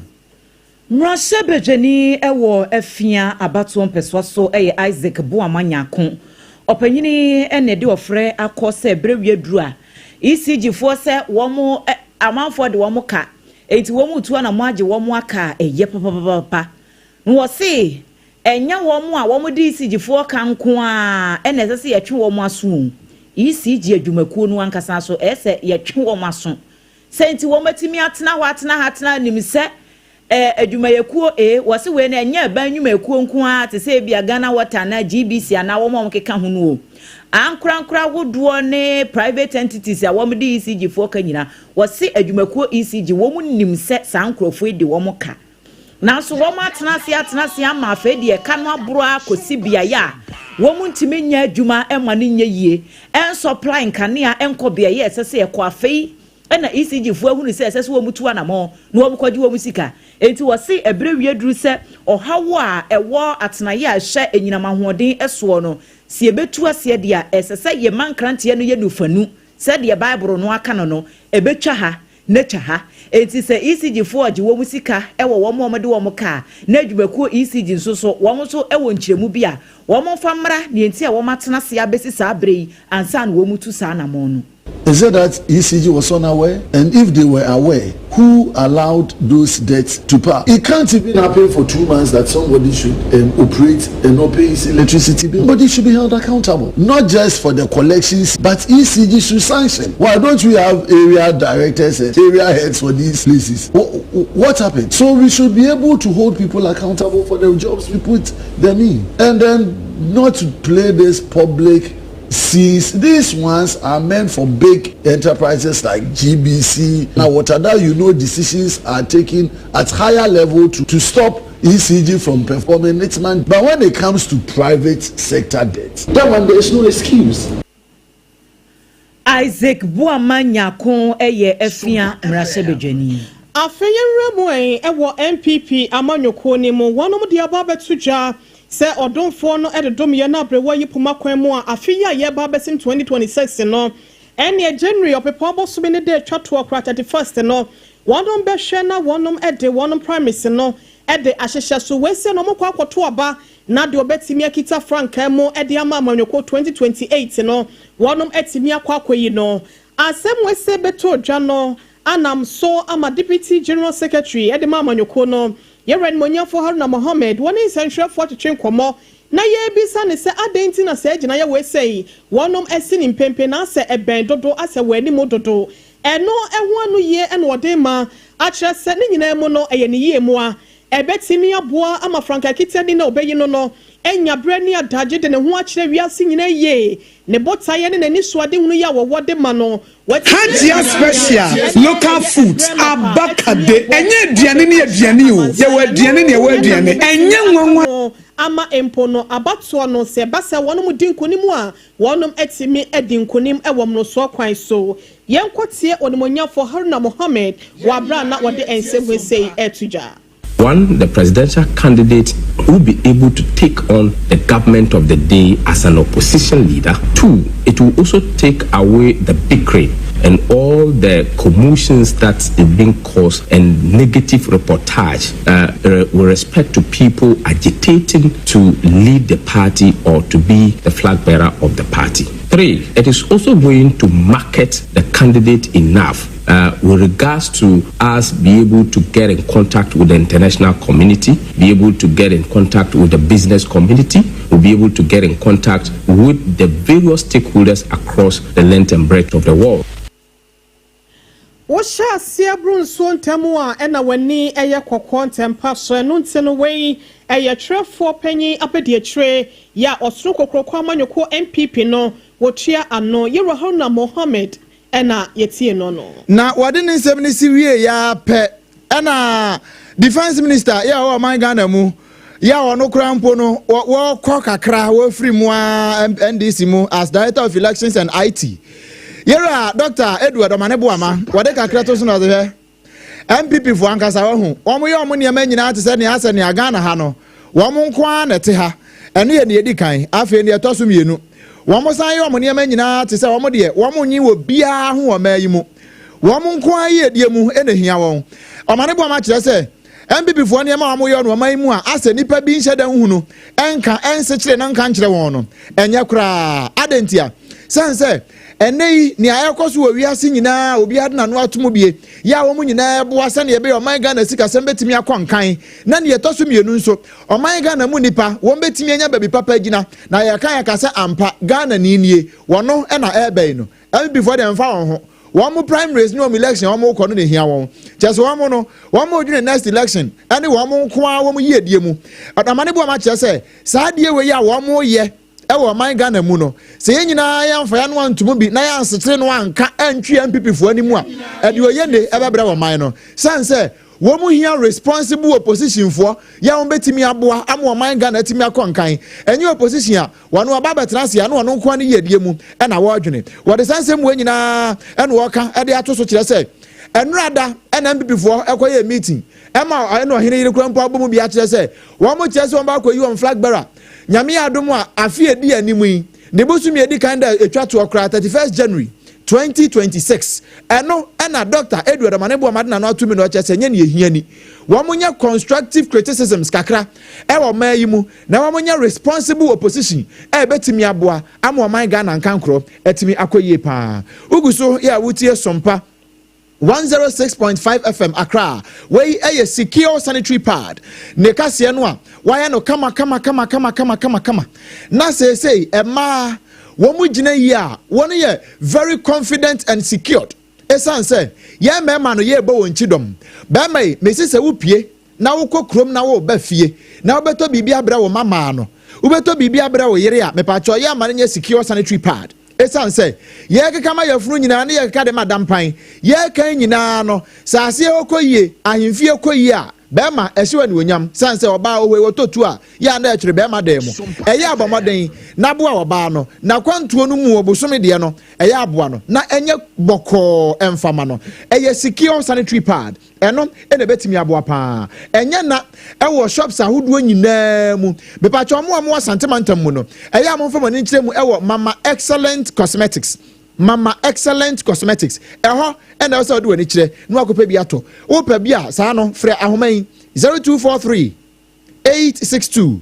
158 0243 862 158 na fe one no abonkomo wo adum PZ ena fe kwada so estate taxi station ho no old Asempa pharmacy lane mu ho no eho ena wabutuo endpoint homeopathy clinic o say I'm free eho na yade nyina na wieye ekopie endpoint homeopathy clinic udru ho a se bema wa bada bridge ya na ehia me paa o bema wa bu 69 bema wo da fom se tim me pa cho emo akra eya apagya wo mu bema de eya ma ahomene so udru endpoint homeopathy clinic a ubetimi asi udada mu bio me se bema ukosina ni mu a usi wiase mema nyina na mu eya yi mema ye kamfo mema eya mo oba no won fra bonten me ye hichi esanse waboa na pa na won fa odi ntonyuma homache me pa cho eye endpoint homeopathy clinic e na betimi aboa wo afi awo emma ewa awade anu mu a endpoint homeopathy clinic eho e na yakwaji bie na bibia etimi akoyie pa e de amawo endpoint homeopathy clinic e won kran he ya Spinters Road Shell signboard ho no wabutuo kronoma bo hia e wasantemantam so ho yade bia e hawo se ya wo brabo wasa abo no ho hawo ana se entini no mu na mu asisi ntimoja ntimi ni akoba yi a oba pe physiotherapy ho massage ho ni nyina ebe ne kama na bo nso ho atimi atọ pa Dr. Adubuati oda endpoint homeopathy clinic ano ne se bibiti wadwena person ne bon koma ya afre no e wo 0244 867 068 and afei 0274 234 321 Endpoint Homeopathy Clinic. Yade nyina eho ene ekwa wie no. Wie abusua ye dane ye ho sima na yaba ye ba pe kase no eto aso.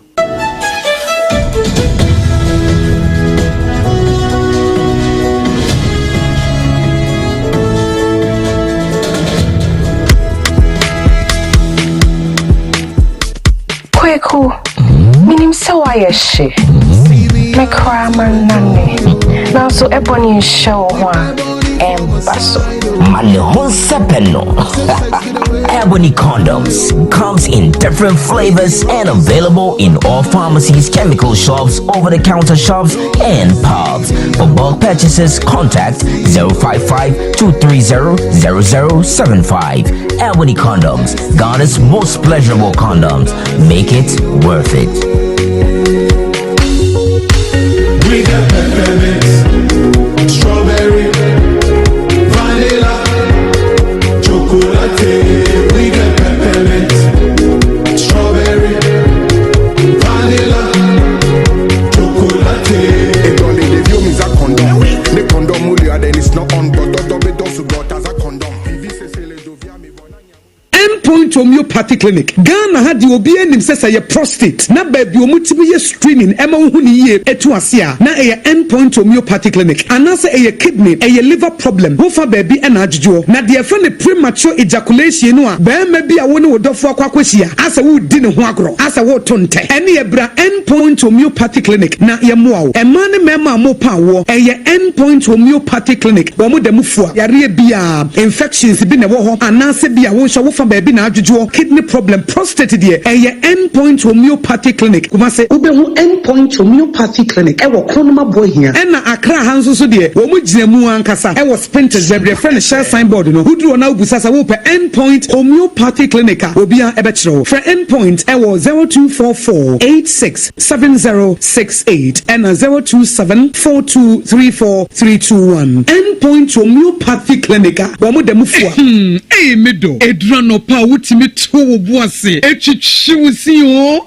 ado na so ni se me de yas toothpaste and the brush and the twitwi mesima minya homka senti na ye bokoyi na me de me all time favorite yas herbal toothpaste and the brush aboa me amasese menum so a enwunu anasa de ehia me semfimfim me biem na wo hwasa me se ayefita sesrecha homa na et brightens yas whitening toothpaste and the brush and the midi shimisi entina wo see fe na yas total care gel toothpaste and the brush ni de ebo wo se ho ban demu ni nyina ema wonum ye sham. Oh yes, enu krotrodo yas herbal yas whitening and yas total care gel toothpaste and the brush abusuan chamfa se wo pedudu tu e won kran ha for Leicester Ghana Limited and was 050-161-9588 Leicester Ghana Limited and the yas toothpaste mo ahodo and the brush abadwa so ababoye.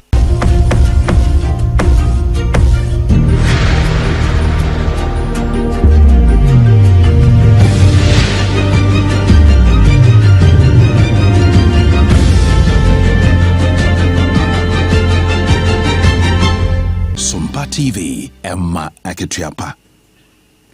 Emma Aketuapa ampa ebusua yedamu ase semwanya daje na yadane ye ho kakra abasompa 106.5 FM Accra premto brekase bono ena yedaso aye kenkan ede mamo ye toso ewo ensemfufro mu aban ana musini ewo dwaben eye onunyamfo uniso hine wa ansu mami afa mema kotade ahye edi domu animu akobia yahodo a wo mu etu fom agudie mfamra kwanso galamsey site bi akwakohwe se ohawa sa enyumakuo yi ede ebrem potem we wo honom nom wo mu behwe na wo mu di full stop asituo enti enye ono nko a music no ena fe abambofo dodo no na eka ne ho a wo mu koye sa operation no ewo empotem ho na busuafo be kai se yensan twreni bawa beidu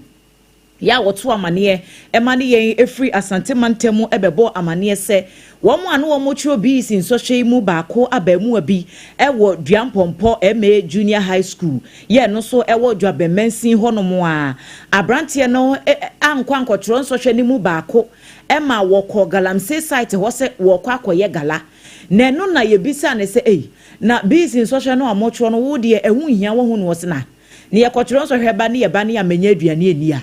no mfaso be ne wo so abamu an nsem wo di tu dwa no na chese wo se wo hia sika wo ni botom enti so hwe no kra de ehu nhye de hia no saa enu nti no wo forget saa pepa no ko ye se wo kwa akoye galamsey enti ma me no te saa sem no wo se da bi we de nya de ese so wo so so kura enti ene enimani mu ya wo se operation wo mutu galamsey mine bia koso wo potem honom no wo mu nyai enti operation we ya wo koye ye ne de ache ase ene mmia ya hodo a ebemben ene wo mutu sa na mo no wo mu wie ye no one sompa kase ekasai. When we went round last Wednesday, what we saw, we need to come and call all the assembly members together so that we can come and find out if the children are still at the site. And honestly, when we came, we saw a lot of them, but because we have the security following us, they all ran to the bush. So I'm very worried about that. And as from today, what we are saying is that from today, no operation. We have banned the operation from today. Nobody should come to work. Whoever have a permit, whoever have the concession or have papers, the legal document, should come to the assembly so that we can sit them down to let them know how to do their work without the children, because we have some people who are grown-ups that they can deal with, and I think it's because of cheap labor. That's why they are bringing the children to the site.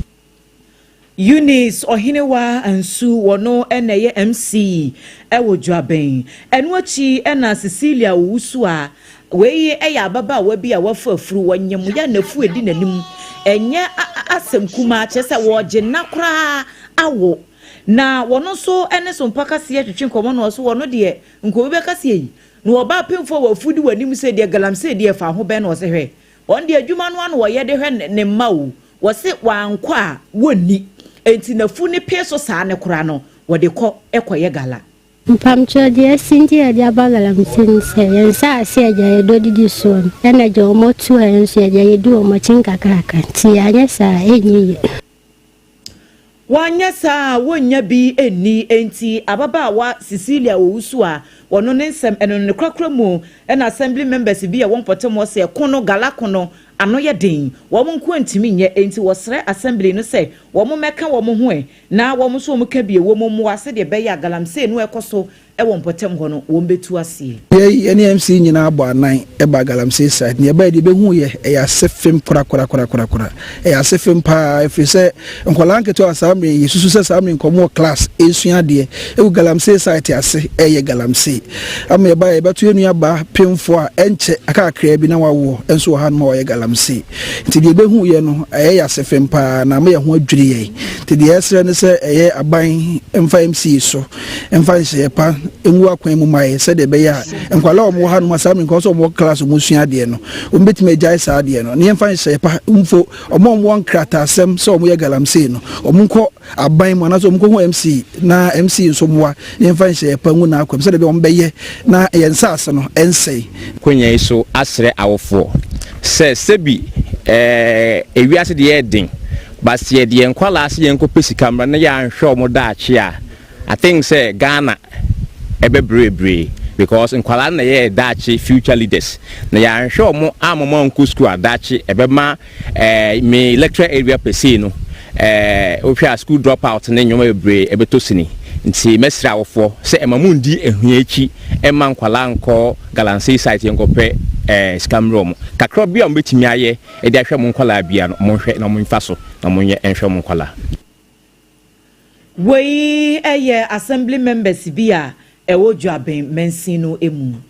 afeyefuye ni entremo ewo epoye mantemo na ewo and a National Association of Sand and Stone Workers afei tipper truck users no one munyina kabom kono no ne basa anwetuo abo ho dwumedie ene eho ka one mo di dwuma na wonum ekubatan no wonum so dia desredia eto abayanim sa da Roma ba bia dunagesa woba mu bi esanse kofri kwamufo bi ede wo ho aba abeji won dwumedie ne mu ayekwati kwan so emfamra kwan so na enam sa ya so ema won so adwuma no jeje eja enuti no aban no bra ye kasai sa wanfa ne ho anwura mu na wa ma meboa wo no de a wanhwe ya enema ekoso no ebeje ensabe mu ewo adwuma ye no mu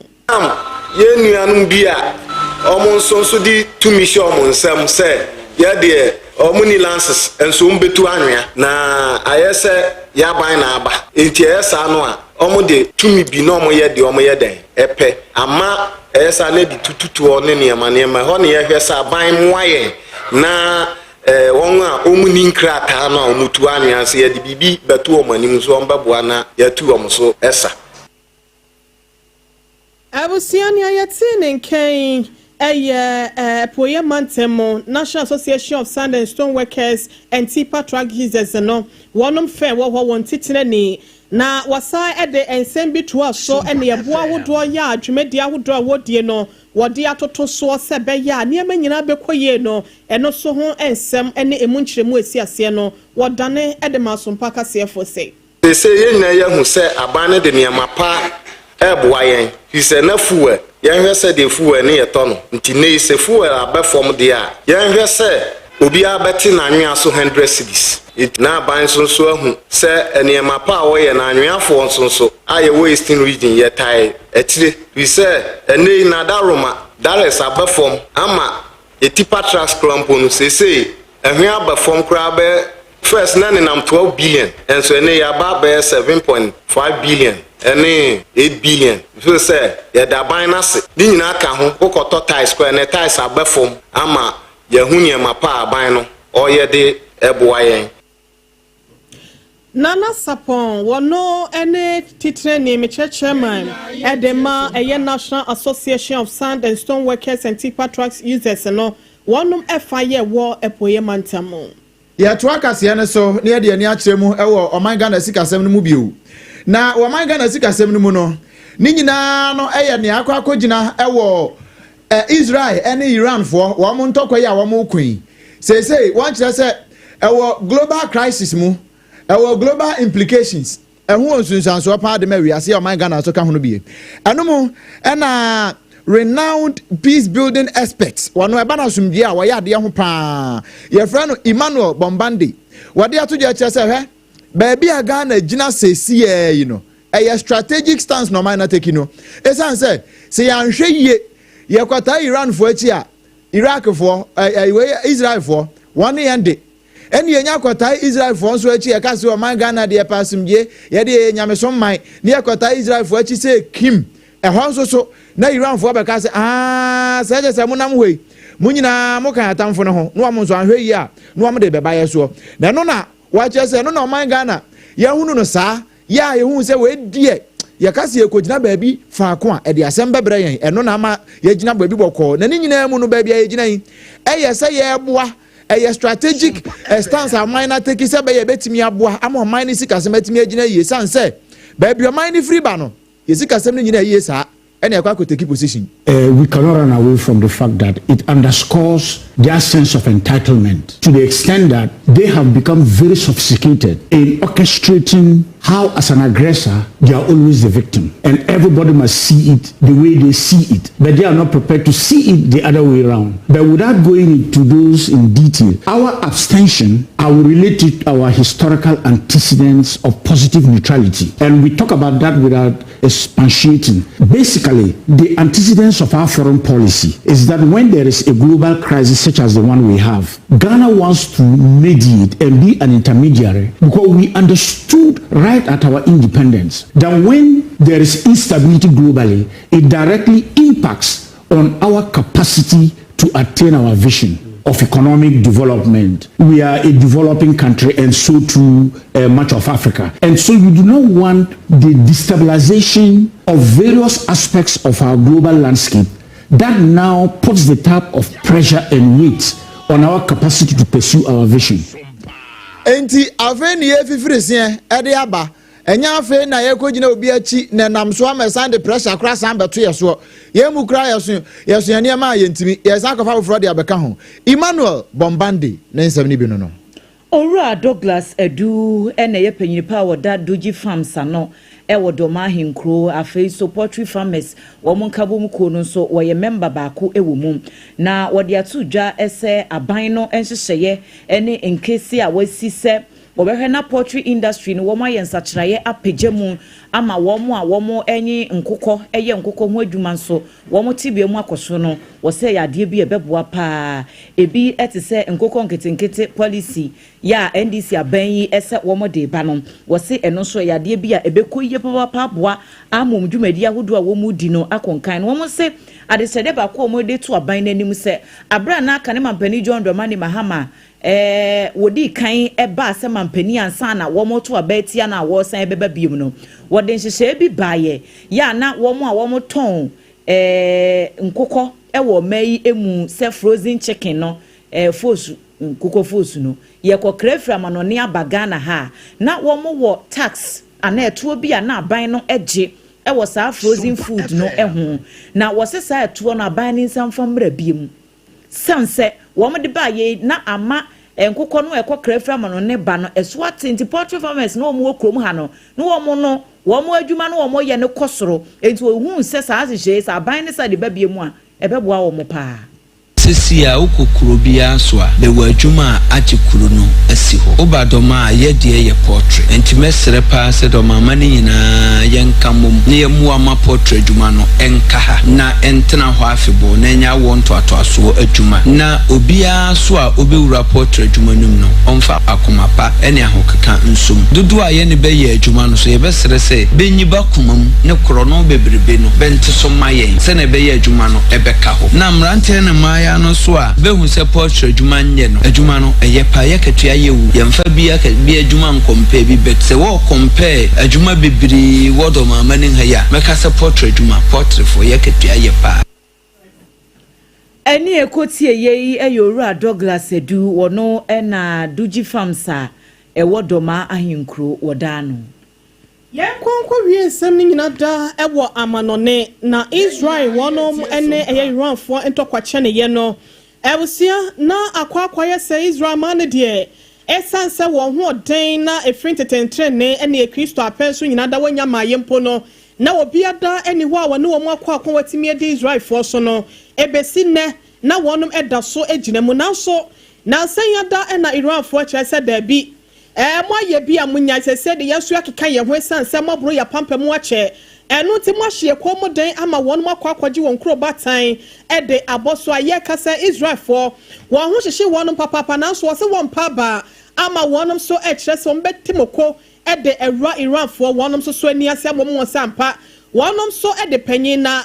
to da bi na sa wo jeje ho me na bebreba wan kasa no kwanti ade enam so ama Donald Trump America man panyin Ajim Jene wasi Israel man de so anu beja wonum ko ama wakokon we se ne da bi ensansan fa so pewa hodo ya wonya efri Israel for wono ye kasa ye kan ya ebroatwe ho nwe bubuja enu ti so obetena se ama eye Iran fo aba betwe afa wonum so de enya de obeprint sabe ye kasa yi wono so ede ne ho akwakobo eye Israel for se owuo mo enkwamo kosisa wonu betimi edi Iran fo so no enya de a wotwe wo ho nanso asemi nyina chini Iran fo wonum supreme leader kendi fo mapa Ayotollah Ali wonu so di ababa to dwase wonum womunti so dogo bi enu abe se Trump beka wonum ho se wonka wonum ho wa se wanya kasa won show mercy wonya humobro bia ema Israel for no woman kasa beti wo pay wenti de akoso ewo eye Iran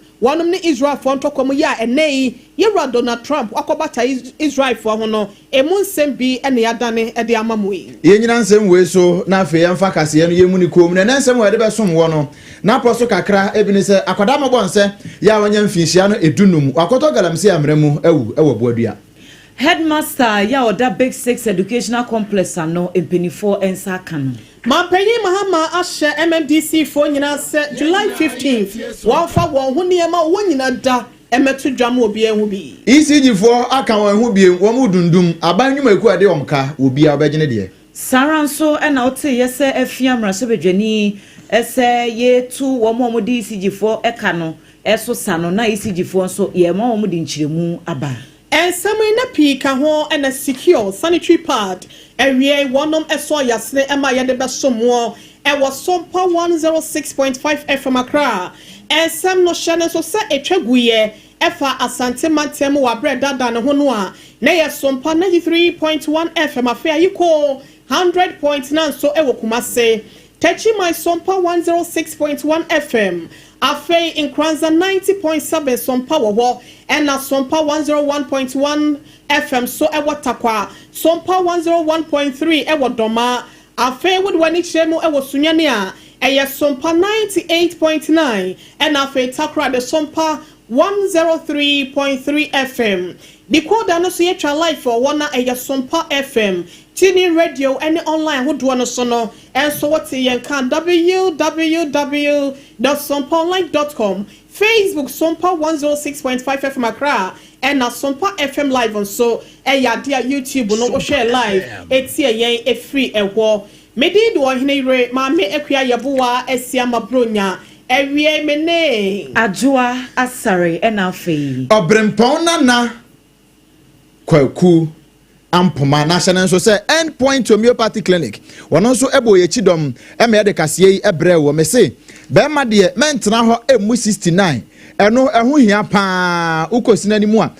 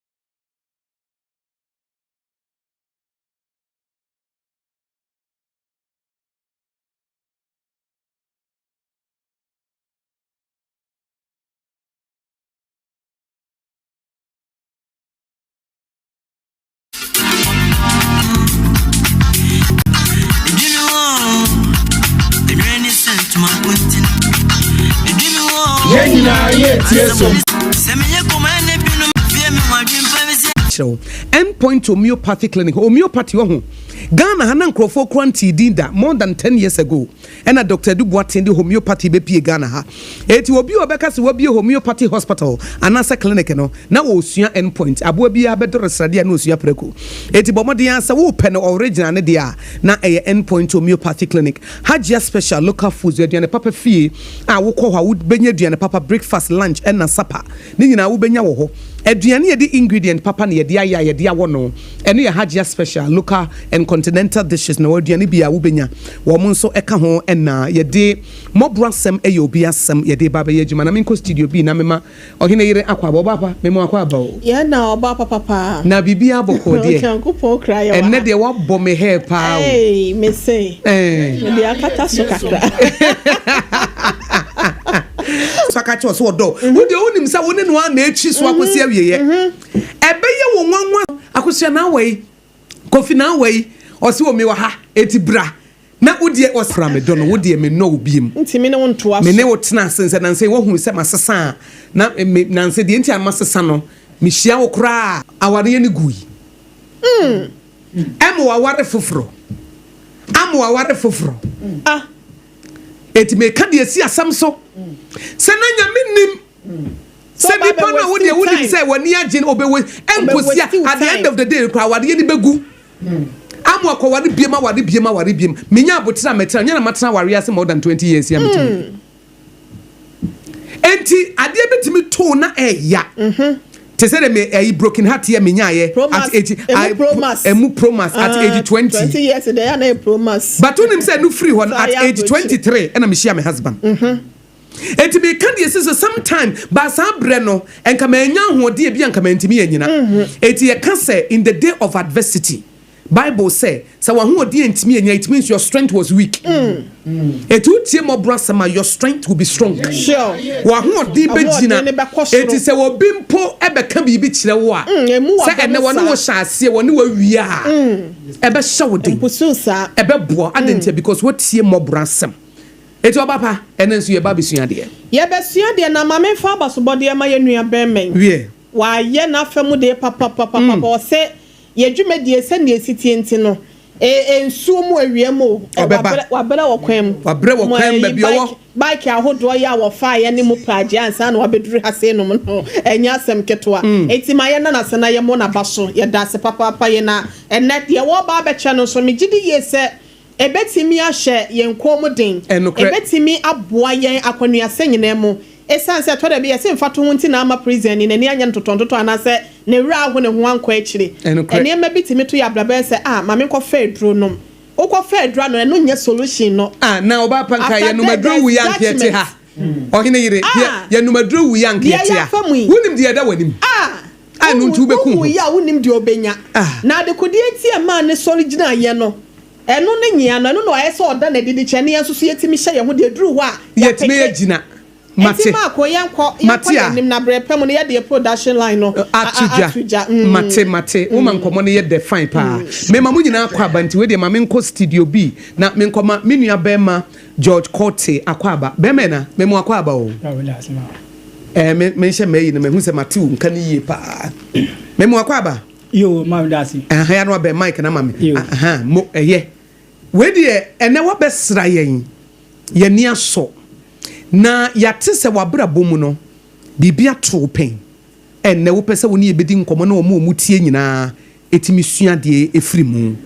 na eboa ye yankasa na obia etimi edebo ne bra na runaway producer no so me bana kwa aba enti no Master George mamisa mo kwa aba biem yo what a room wanya mfie say 47 yeah wo fe okay waware divorce yes why were you jai oh ma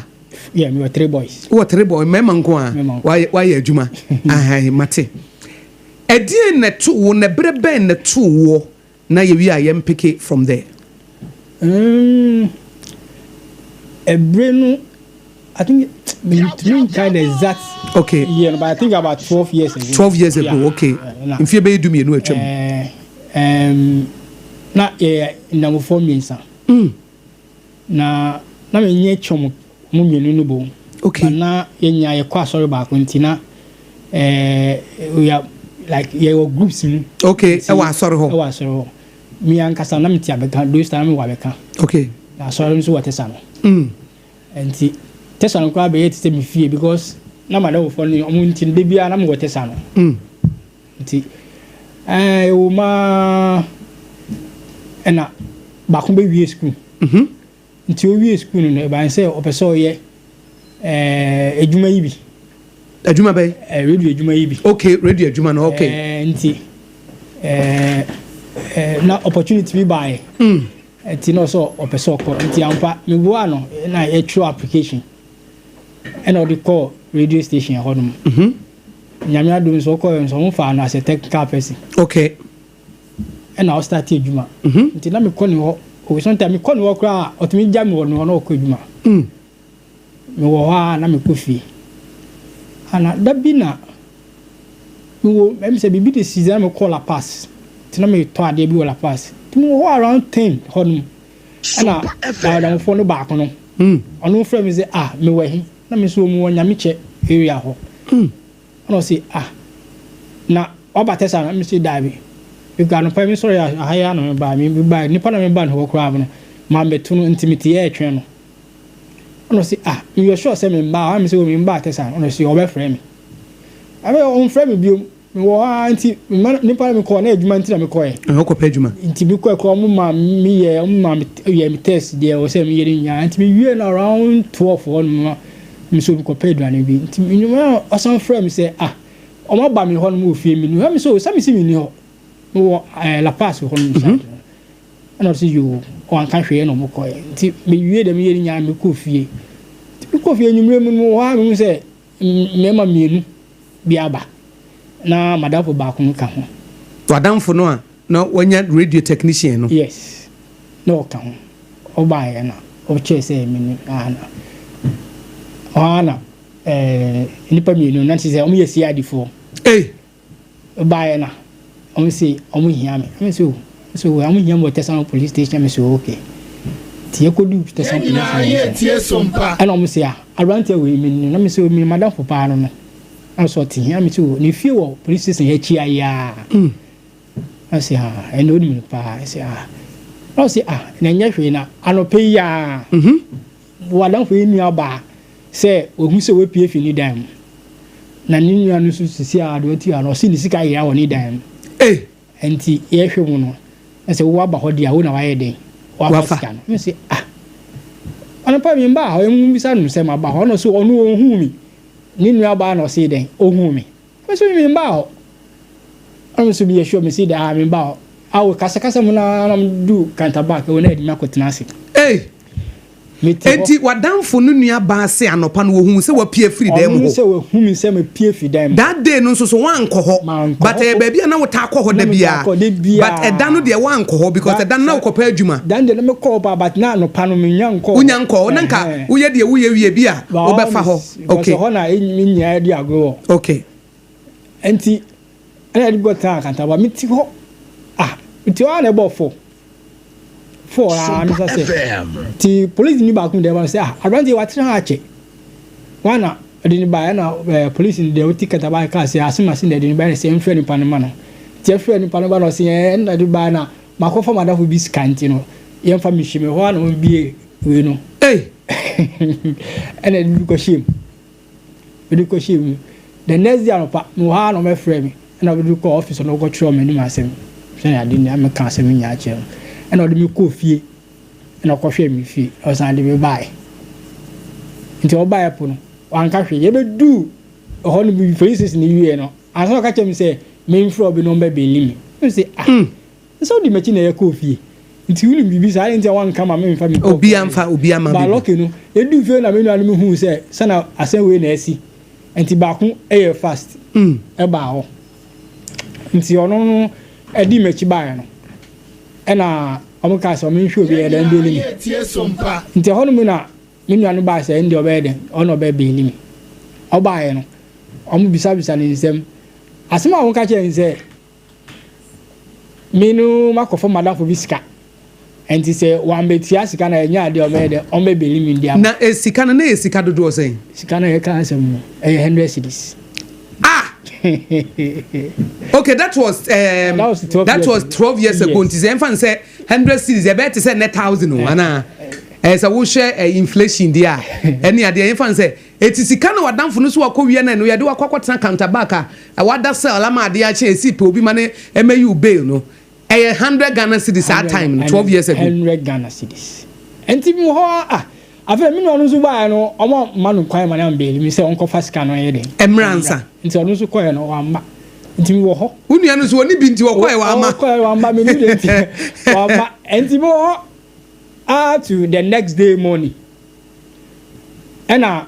we ye sofo ba ko sisi apo de mi so Reverend Butchi ono from Tesano Baptist ono na sama sorry na wo kan you we need to make sorry Tesano Baptist Church yes I'm a member of Global Gospel Inspiration. Oh okay and oba ya no say anopa no no nti asem no na ba ne say na me ka no say what and call office one nti less than 20-30 minutes na frame me commander ho na me say say nti ho na osofo no ye den o ye do be bia na o be in fact o believe me no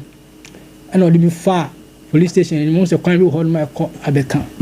me fa o ma ya mfa kan ko de mi nanti fifi on mo de mi nanti kofi o kedi kasa sa kan say mami bie ma no nka hwe ankyere no de mi jabi bia ma no nka hwe nkyere no nti in fact o ka mi tie no pa fi ho no man bisa no hwe bisi na me kasa mi nua no to mi hia mo to mi kasa me ti be chero mi ti say e din to kwa body ni nua mi kwa because o mo e che yo say ni nua ba na ko ye nti na me no kasa yi me nua no me ni yanku ye but se na e ba ni nti no ohun yo ntumi nkasa me ho oni me ni pa o ye radio presenter wow eti ama sese no ohun a ontimi nkasa wo ho enam tade ne na wo se sofo no so tuufo se asam ne memmo so o sofo ndi o kan se ma me nka hwe nche no de me nyai eye wo nwanwa se ogidi ye se ogi ni nua ba ne di ye se wa feska na ye wo nwanwa se wadamfo no gi sa asam ne di yes because obi a oba me fie etumi betra me ho saa me so me kori fie nti se na ogidi ye se ni nua ni se ma fa no in fact mo because me nyo bi a I say me nya bi a me nya ade am tumi bisa na odi ma me se me ho achi me tumi bisa odi ma me na me nti ase se o tumi gina so se am passe me na ma ye de ma wa fa seska no sansam na eto wo no ebra na wo da cells ho no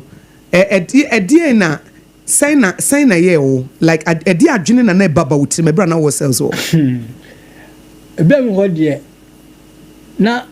first adwin bako na si meeting first say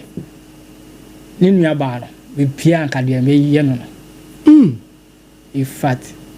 ni nua ba ndie but adwin na wo eba meeting no nyama ni nyina no osofo de me pie nsem o kan kire me no mpie man tumi kwa mbisa o man tumi kan kire obi a this de onim SOMPA FM ambo bi am wa mo bi am ne so bo mo nim pe enti eduwe bi kwa na ye nkofo won say because na me are very close is na ye nkofo won say as a mun shed dan net say the first na moti no ye mbembiu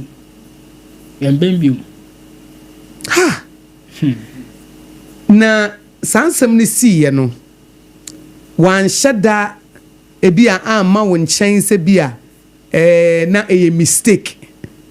anase bia bibi san kita wudie bi san ko ni mi no ntem biem actually on to ko anhwe mani mi bisa ma sem da na nya na was Sunday school back but sa no misi sai ma enu tire ma wo free tesa no baptist ana o da bi Sunday school no na me no the same way and ma wo free Sunday school ho to another side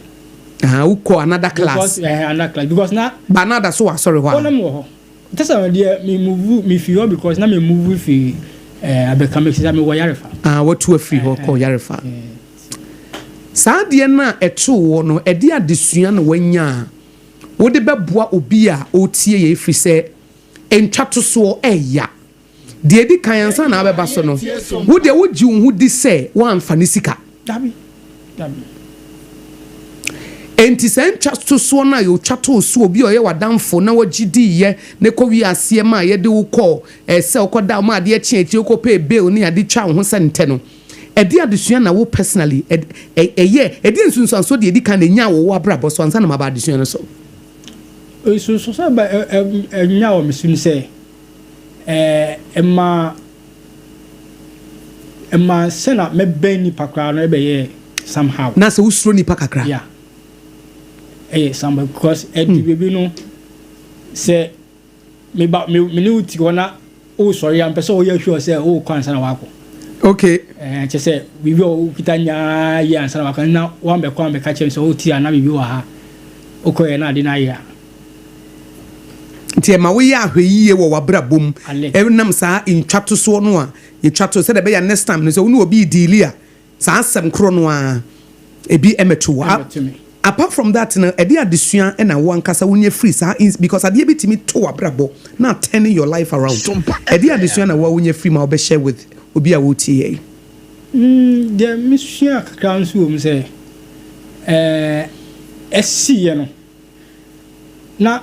ebufuo bi ban mo pa okay ebufuo bi ban mo pa but sese na meka no osofo nim kasa wie no sa adwindwi ana medwin se na adwin bebre ba wotiri mo ho ebi ni se na girl no na so nka bi a wonya no kra nka ababu no aha and the number 1 okay na bema na ka ababu oba na oba wetimi oba na wo de say e ma ya no na edi o as in the pedua no Bible say a weaker vessel no weaker vessel no opa kire ni pedua no say ni pedua no emre na ka oba de and because me no na me ni na like no me penasem pa penasem because na sa time ka me amplify na me use o me down no be do mami oh no very good enti na bebia enti say asem si no e chekwa na KOFI a me niama ni fan koma no aye wo se niama o dia o yema unya fana de mpo koma asa na ne ho aye wahi but say some ka so for ni me ka say no e ma me ba fom na the year the ono so kan say ampa so me year no ono nko sa kran to me kwagina obi ani man ka chobi say ma ye ni bibi mo relationship ne say me bo asa de ne si ntia ma woni ne mienu ma yon kofa relationship na say I say because I mean me pa me ka me ni ogu bakum e obati entimi ka say ni nua no ka so ka e go group ni on say de bia me ka say relationship se nipa mienu apam nyame ka mo bomu a osefo no on say Bible se mo beboa mo ho amamadi otimi fa bibi so no abawuram say mama mani na ho relationship ne be say ya ebiti say saa asem ye ne nua bai kokae say wo hu se wa pie free dem ho na ne sika ayere nti omugidi say wo no wa fai it was a trap of the enemy e your time for no fm ena edi ano perepere ebi me ko no kra bia ono na kofa sika no ena wo po bi di ahye no wonim say wo na wo ta ba ho enemy no ayusu saa de no edi atemu mienu nso ntem eso se de nka mo siti se onua no oh yeah ebi nka mo boaboa mo ho amamadi yi pa ebi nka mo be go far enka mo be come anim wa brabom but unfortunately saa de na esiye no ama empapa mu aba emfasodie bi nka no benya free wo so no sese wanya enam fasodie bi nka wo nso benya free no so no nso wanya enam saa de na esiye no eti o story me gina so e de atufo say eya relationship mu no ade bi ba issue bi ebeba no yen tackle issue no yen deal with the issue yen get it to the root cause of the issue yen fan solve problem no na relationship no enyina yen ma eni kwanse yen ma ho kwan ma bibi ebe wuram saa de na eba ye no aba betetem ntem oh yeah ama nke nuafo pa nipa amodom ho pa edwuma ho yes eso na nka bi a ono so kra aka oye wunua nti kra na nka wo benya adwuma no hu na opie wantimi antenem ebra saa de ni sie na ma wonya oyawdie bitia na na se bia wasan eni wabedi nkomompo aka se ominua we de fa cheme exactly but bibi saa ensi till now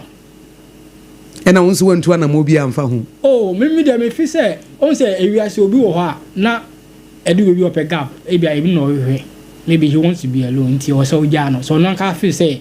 ebia me no we man ye and I said me man now he wants to come back because the other inside can say three the other one no fine only fine yeah what that's you free yeah okay ya dance so be share story enche be ma tiefo abem na emom no memfa akonya yisu na menka sem bi emfa ye nua George asema odi aba betudwe na memfa enye futu relationship a enipa mienu etie relationship a nipa mienu mu dinkita ho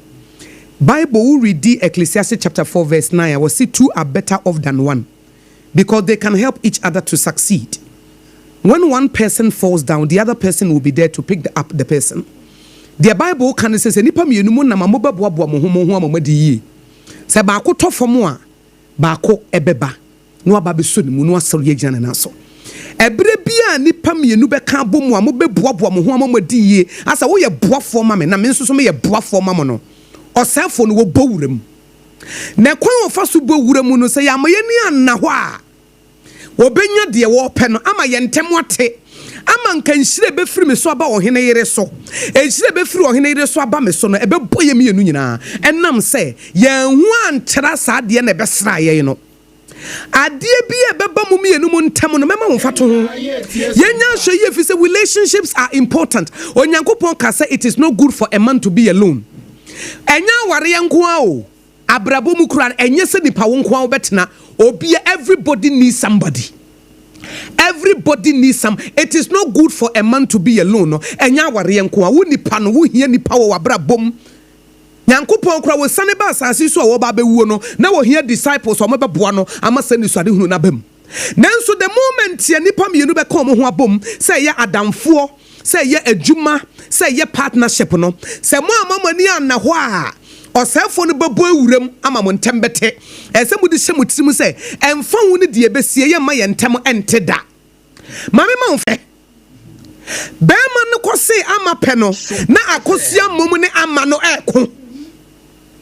sɛbio ɛnyɛ nyansa ɛsɛ sɛ akɔsia ne ama ho sɛ daabi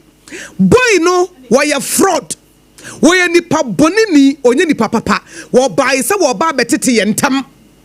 but to the bia enam nyansa ye ninti no na wo oba no wo bia wo akosua no wo boyfriend na akosua ma no pe no ai sese nka mo mienu mo ye won na be ma no mutu no se banche no na wo momu ne ama na o twema nso ena wo beje me boyfriend na free me nsem ena beje me boyfriend na free na be ma wo timi kwose wadamfo pe wo ye be ma sese wo kono won ho bema wo timi kwose wadamfo pe wo ye be ma sese wo to wadamfo to twene for onu ko hini be ma we and I will to Adam for watching for this fraud. Na ababedu hamo etia manu munu nyansa. Mumfa nyansa nante. E mema no so mumfa nyansa nante mema mienu mo ya adamfo mo dom ho mo pem ho asam na mama oba bia betete mo ntam. Wo girlfriend no de ne ho akwahye wadamfo no ama ekwo wiase wa ba be ka kire wo sai wadamfo na ba be se me pe. Yen kwahwehwemu a yenhu no na girl no wo boa eyemu mienu no opese wotete mo ntem ma mo mani anna ho nti na yonkofa no na asai yemfa nyansa nante e ma mienu samonam na se wo hia ba ma bi no so obewarew na wote se sa ba ma koro no ano wakose wadamfo ne pa mo mienu mo nya one na sa ba ma no mo ngu nanim ase mo namfofo ne mienu na ma ne yakosua na mo nya one na mo ngu sa ba ma nanim ase mun shada mu mienu mun shada ntrase na mun shada mfra no emetre mfimfin na mun gu nanim asese na ama beka chem se wase ne pe na mu anim ho won ka no kora nkyira mo sa mo ye mema mienu so na mo ya adamfo na girl na wo kofa na wo girlfriend na beka che wo se wadamfo aba be se ne pa fra girl no wo wadamfo nanim na mu musa no na mu musa se e ya mpasa kwa me aba be se wo pe kwa kunie kwa me nie ye busaw na mo ne menkotie girl ne de no na enkoto relationship ne ntontwene the moment anipa mienu mu benante no osefo no soma ne ma se mete montam sa ma amfa nyansa anante a da bia de wo pe no wo benya na especially ema mienu amonante emema mienu amonante ade ba ko osefo no betimi de atem ntem pa no eye se wo besoma ba ma bi anaso wo besoma wo ba bi obi baba bedi wadamfo no konkonsa kire wo we musa ninti ai wa beka wo ya kire me akosia beka wo ya kire ama beka wo ya kire frani pa no wananim no me prove nche wo sa ampa so kan because e bia ya soma ne se wo mfa konkonsa no e metete montam ya mfa nyansa enante utie ye nua George Cote story ya ne nua ba no ka woni nadamfo no ko mo yi ti se nua ne nua nadamfo ne nua ba no e na wono osefo no fa ne so de te ayonkofa no ntam ai ne ama wo munye free ti se first no we nam ne baby eni kwansa nke basa yen identify ni pakro no a eni ade na da bia ye hyeda soma say metete ye ntem no na yen deal with that issue frege na manamara fre boy na manamara yen nyina yen tenase don't throw your friend away sometimes you need to defend your friend because friendship is not easy obi wo pewasem wo ko hye obi no pewasem na ohene yire odoa men toto nase emma bibia ansai no na munyina na momfa emobra nti eno ne adesua me menya free George story na ode amaye no entem eti ohine kakra wo beka na enche ye beka kobo commercials na mama George na se metwa to aba na afei ye yama afrefo nso abamti mama fa production line no entudwa said ye George abeka ne dia me nso so meka me die yi a ohine ye nyina ye kan ye die yi bo modin ansa wo nso wo bi a wo pesa wo de ba mobro asem ye obi asem so a eye 050 9438 463 ene George abehye ne lessons emudo eno na ama yanya adesua de boye bre eye false accusation a eto no 050 9438 463 050 9438 463 tro number ne to e kire from producer na bra show no so na so be kan de na ye mfa nsua de mfa mobra ohine meet you nyansa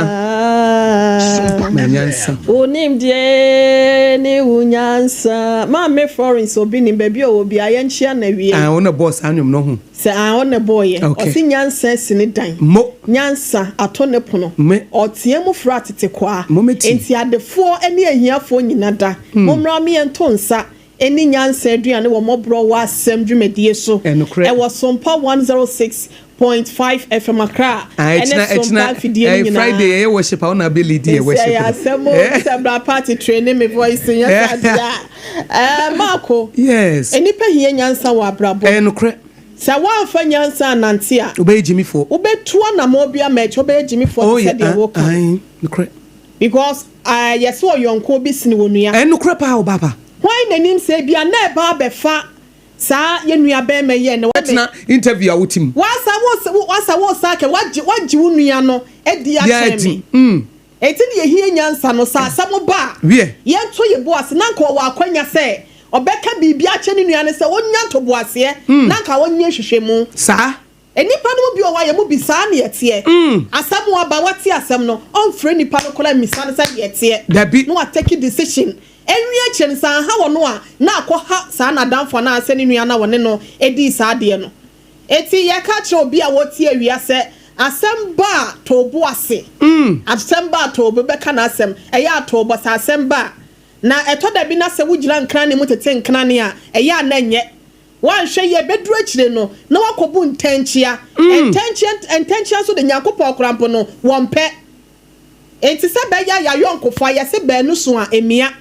enka woni ni di ni tiri mu po ho nkomo anase wo mo betimi afa adua ma abrabo no akohare so de ama ba because entemtetie ba ye ewo abotre ye ni nua na anya ewo gidie ye abo anya ma ne yonko ni nte no ene ko wie senti ya ka kire obi asasa wote wa abrabo se BBC anya abotre na BBC ba ko se do sikan no freni pa no enokre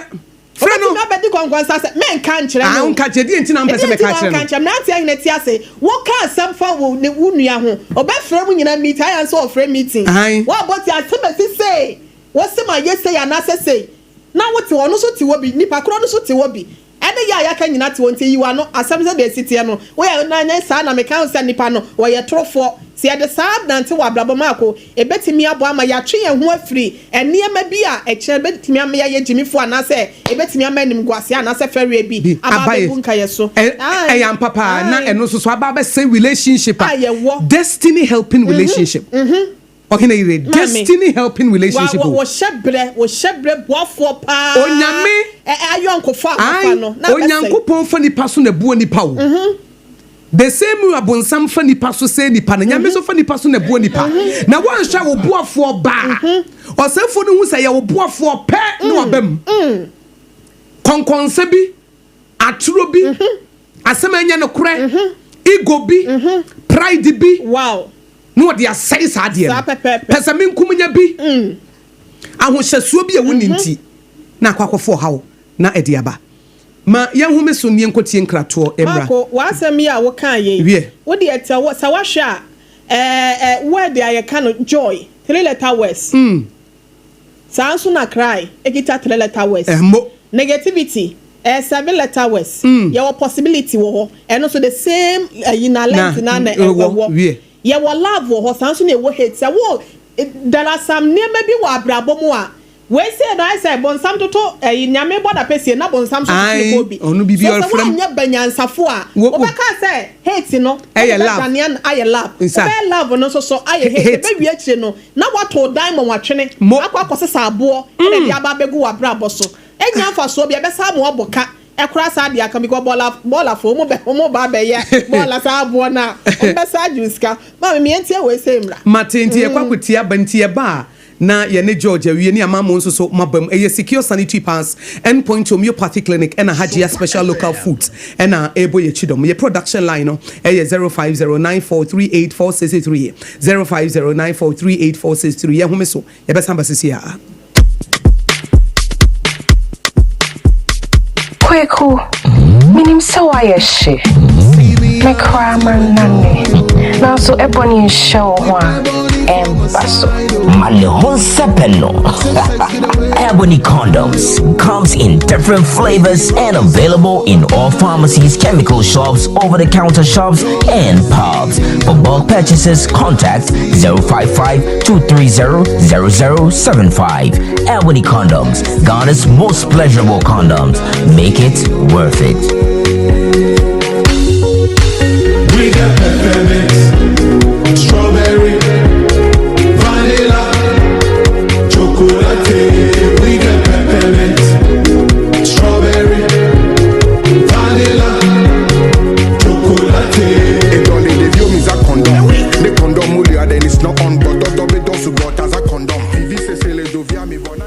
Endpoint homeopathy clinic Ghana had the obi enim say your prostate na baby omutimi ye screening ema hu ni ye etu ase a na e endpoint homeopathy clinic anase e kidney e liver problem ho fa baby e na adjujo na de fa ne premature ejaculation no a ba ma bi a wo ne wodofo akwakwahia asa wo di ne ho agro asa wo tonte ene ye bra endpoint homeopathy clinic na ye moa wo e ma ne mema mo pa wo e ye endpoint homeopathy clinic wo mo dem fua yare bia infections bi ne wo ho anase bia wo hwa wo fa baby na adjujo kidney problem prostate de e endpoint homeopathy clinic kuma se ubehu endpoint homeopathy clinic e wo kronoma boy hia e na akra hanso so de wo mu ginemu ankasa e wo spinters bebre friend share signboard no uduro na ubusasa wo pe endpoint homeopathy clinic a obia e be kire for endpoint e wo 0244867068 and 0274234321 endpoint homeopathy clinic wo mu dem fu 21st clinic yes sciatica expert sciatica no o nerves na wo to ase na fa wo siremu na fa wo nansia besi ase ho no se ho techima eno ene ye fa ne sciatica na etimi bubu o to ase ka wo se dwe wo sirem uje ho ba bia enye na no na 21st clinic ba ye adwuma pa wo mu ye ntia baso bo magine wo Ghana ha ene amono ne enya asem ketua wo mu gi international awards ahodo wo mu gi local awards ahodo na anu nso na wo mu bie the only sciatica research and treatment center in Africa bibrim ha no ebi ni ba bia gi se 21st clinic nkwa wo mu die bibidro ene besa o yare no masa de machine aka ho e yare sabia yare bia wutimi de ko ne mama de pa ko a wo magidi wo mu pa no e ye sciatica e na stroke nso de kwa diabetes ne hypertension ne ade ne ade Ghana ha ba bia wo mu ho enkran ha se ye wo Tantra Hill runabout se wo free enkran e ba ye wo wonsa ni fa so wo fra masaman so na e ba nso a wonsa bonkum so e ho na wo behu ye 0540311311 0540311311 na se 21st clinic me ho mobro sam ye obi ansam ha ye SOMPA 106.5 FM ne nua bema George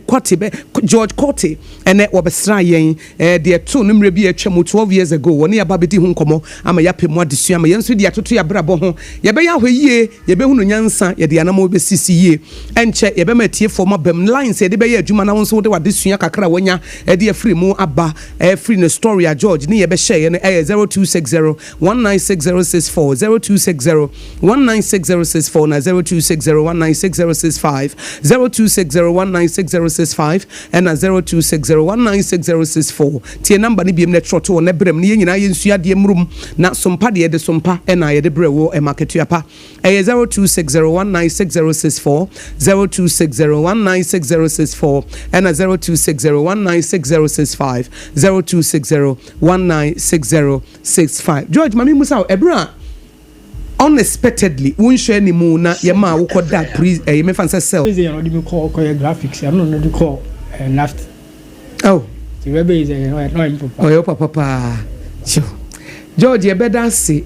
ene wo ba mo brasam ye obi asam so na wo ne aba besua de abom wo story no am ye hu ne ma etimi tu nipa unexpectedly say wo nhwe ni mu na ne ma etimi ma adamfo o mo ntem timete na o mo ntem eye basa ama ye nyina ye ni beda ho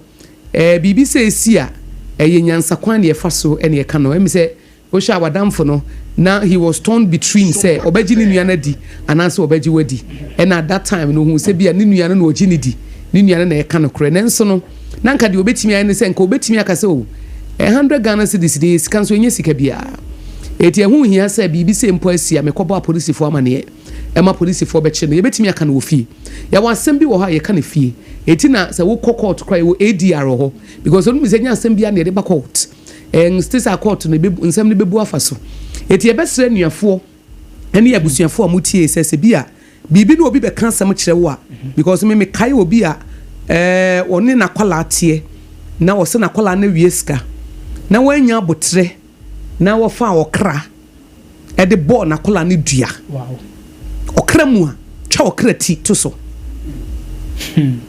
na kwala wo ne tie na kwala no se me fancy ka bia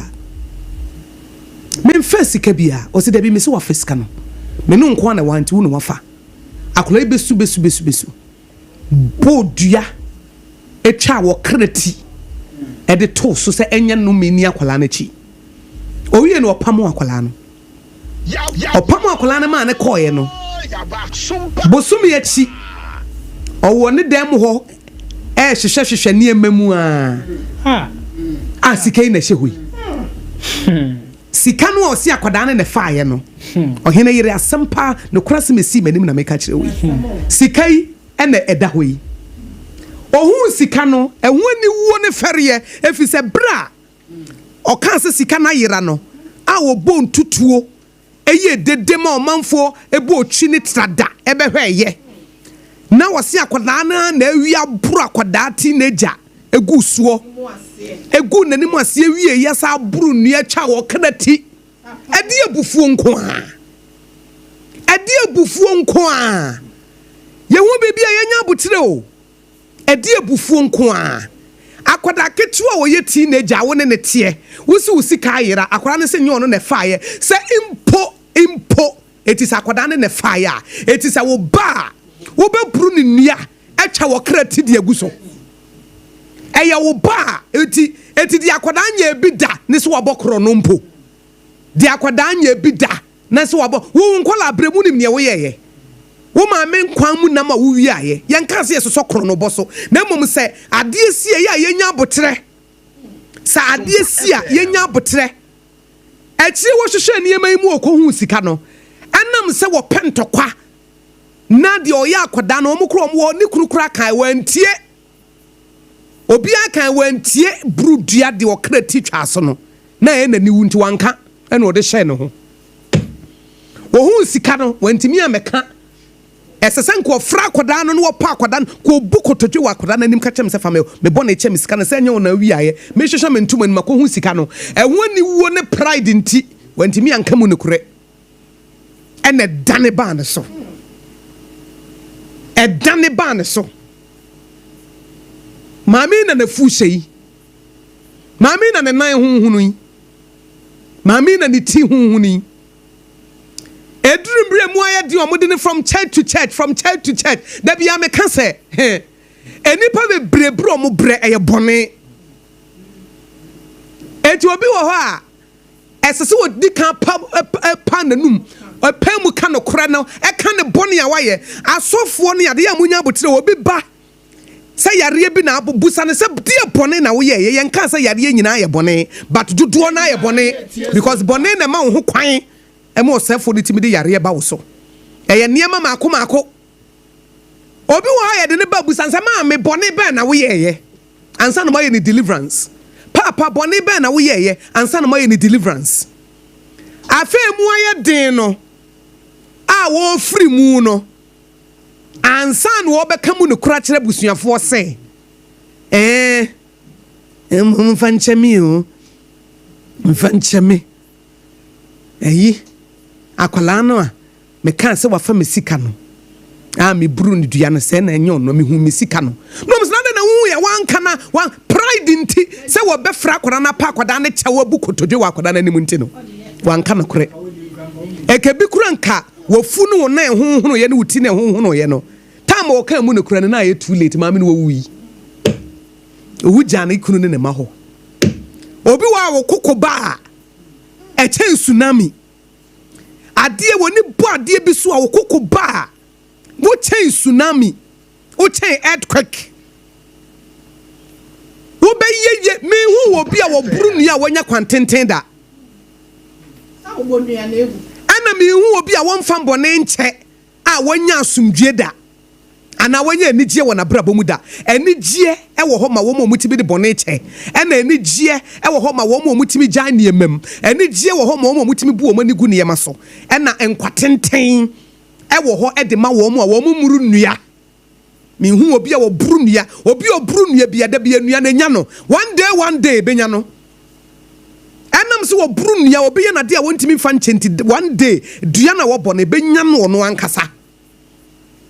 etie besre eya yenye boko yemfa bone nche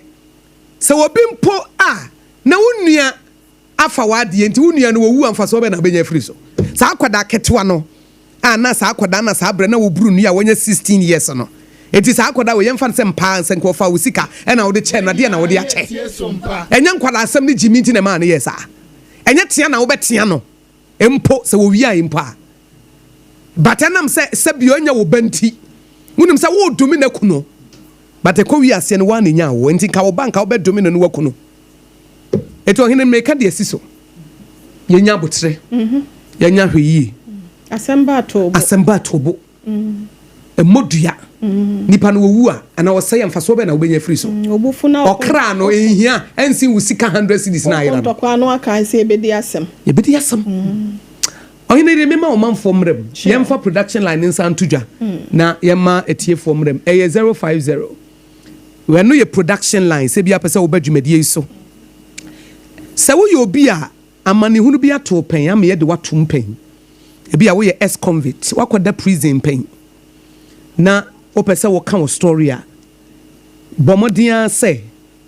won so beje number yi a wo de beto a wo be free ye be pese enu bedi nkomo na wo edi esidie na siye ai nam so ma ye chi wutu na ye wonfum so anase na enyam wonfum so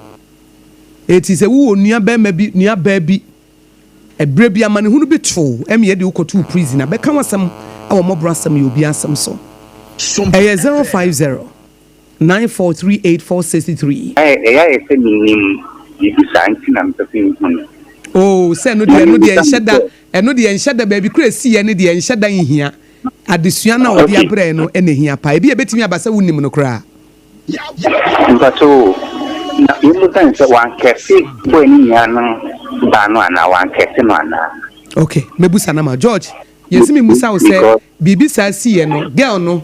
wan domino wan kese no da man ka bia o se wan kese no wan ka bibi wan ka no mi bia wo mu se ye ne ya on de ba ni team se girl no hia na nka obebo no ende ye wo kan o se ba ni team se girl no hia na obebo no nenso sofo bia futu o de man nti ne man jaye medase memfa de woto so hello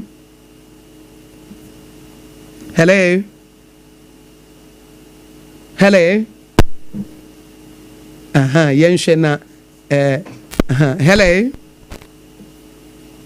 hello good afternoon me patcho from say ato Moses ni yo Moses me patcho meet you Brian sam amama kai ma sem bi papa na metin step madam thing papa nso no ye pay officer okoji skebi buy minim so why she me cry man nane ke ya nso the whole time ye dream school fees ama me consume ship to cry anya dia man ko brew school mu me buy sama am this kind of fire no na ono so tu kan we free no this kind of to on a bed as SOMPA school ko spend 3 months as am one day papa no see general cleaning or demo ye cleaning and ko hu sika no ma me bed as ante kusia mami very from bunku to do when papa nani ana papa ni say ana o maboy ya kusku akobre ati se me ko dining hall me twa mu didi wi a na me ne country boys on me no mo struggle dia now asa intwato so ya they say maame no me na me didi no me ni fia me tifi kwa me didi me mane me didi me mane I mean you say ofanche and the vengeance is of the Lord and vengeance is the womb of time the beer nyambe danas nyame so na of people mo de mai de bia yete yenso edase eno an yepe say mo de beye adwuma na mo de abobra fa de oto so 0260196064 0260196065 hello Auntie Gozia. Yes, Bemena. I'm but original form doing yam to SOMPA. You, Matty original, young queen. That was a yamin shram. I do react more kind than it 12 years. That's not okay. A bit to me. I made the end of young Chimenzo no. Koya said, would not finish say wooding. I am yapa or my mini yapa, Yadam for an amino your boy on and I will put to our kind of moon there. That do not man cabra won't your coy and him. One is to me now, but Nanka Mijavi Piaman, Kabianca boy, a blabo, Madame Matia Sepa, Matia, this year when you're free mono, a Mudan Casamino Yajene. A 0260196064 and a 0260196065, 0260196064 and a 0260196065. Abotre a virtue bia, as will be a pre enya. Abotre a virtue. I say will be a pre na unya 0260196064 and a 0260196065. Hello. My many a froze and not free here. But you're from a court. You are Yarifa Sompa, young quay. Hello. Oh. Now it's an BC where nya botra. Hello. Yeah, me pacho I fed you pacho yanko. Nya botra na nya nka Mrs. Midi born because me this can go on some kaya fine. Kaya so na man sabo me tin so me e imagine say abofra na ye yes.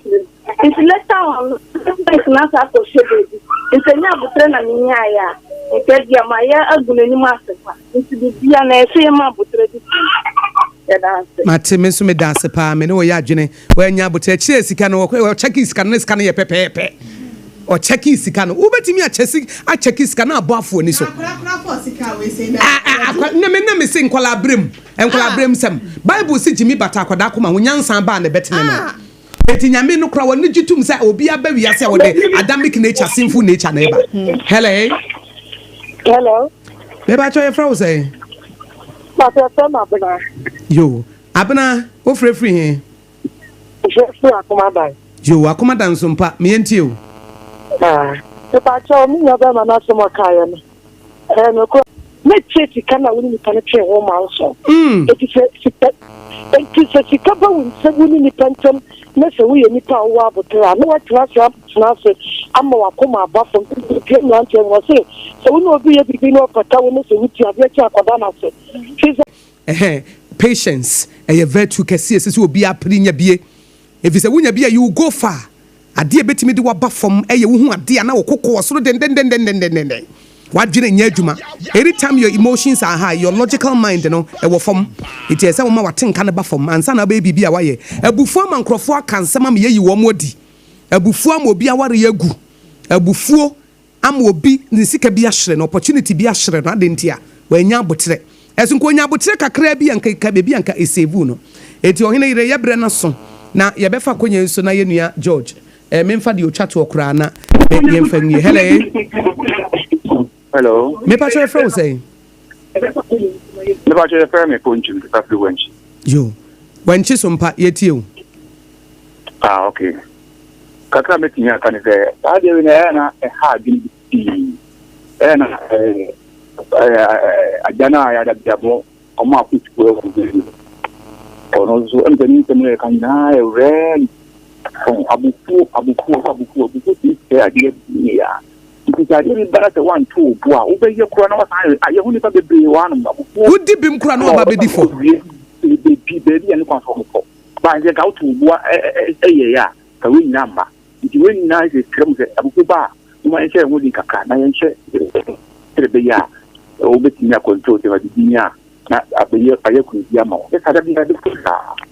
Mate mesumeda sepa yemfa afrefo no ensi ha ohene ire content bia kopie kotia ha ne de sompa mobrasem ye obi asem ebesie topi Rebecca o say 20 years na wunya burger na obewale ni ex na o say we de na e odo fever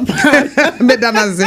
oche and o say yankopon shaw pastor kwasua o say be ma obakwa kwase ma mienu pe no eya be ma na ye bonsa ai wa ba mo ntem nya se ya akase aye ho atamfo na ya ye kwo ye na ye nua be ma bi Emmanuel kwo o say sweet sister o say one wo so wo problems or how bebre your person one wo che na o Elmina ba se e kase do otade o so benya wo number 19 pa cho me so me de ato wa ma se production line no o be so oni anti akosua e kasa na wa free production media to Facebook woni nti wa pese woni anti akosua so e kasa bia no e 0509 438 463 0509 438 463 oh here you obi by ma me mfa no tew na yebre na so but say no osi gina so no hello watch it hello me pa cho ye fro say me pa cho ye fro me Asamoah yo Asamoah free he me ka tie sompa sompa yo ye tie ba na tem na o kan ye aye ene afutu amode man na ye pa se du ba bi ne se ni pa wa nya abotra obeye die ni kwa se wo ye nam abotra wa nya nti ema adwuma pa na nka wo se ne nsaka no ekokofere no nti sofo na asema wo kan no senka wo tie beti na wo tie enso na akoma ewo ho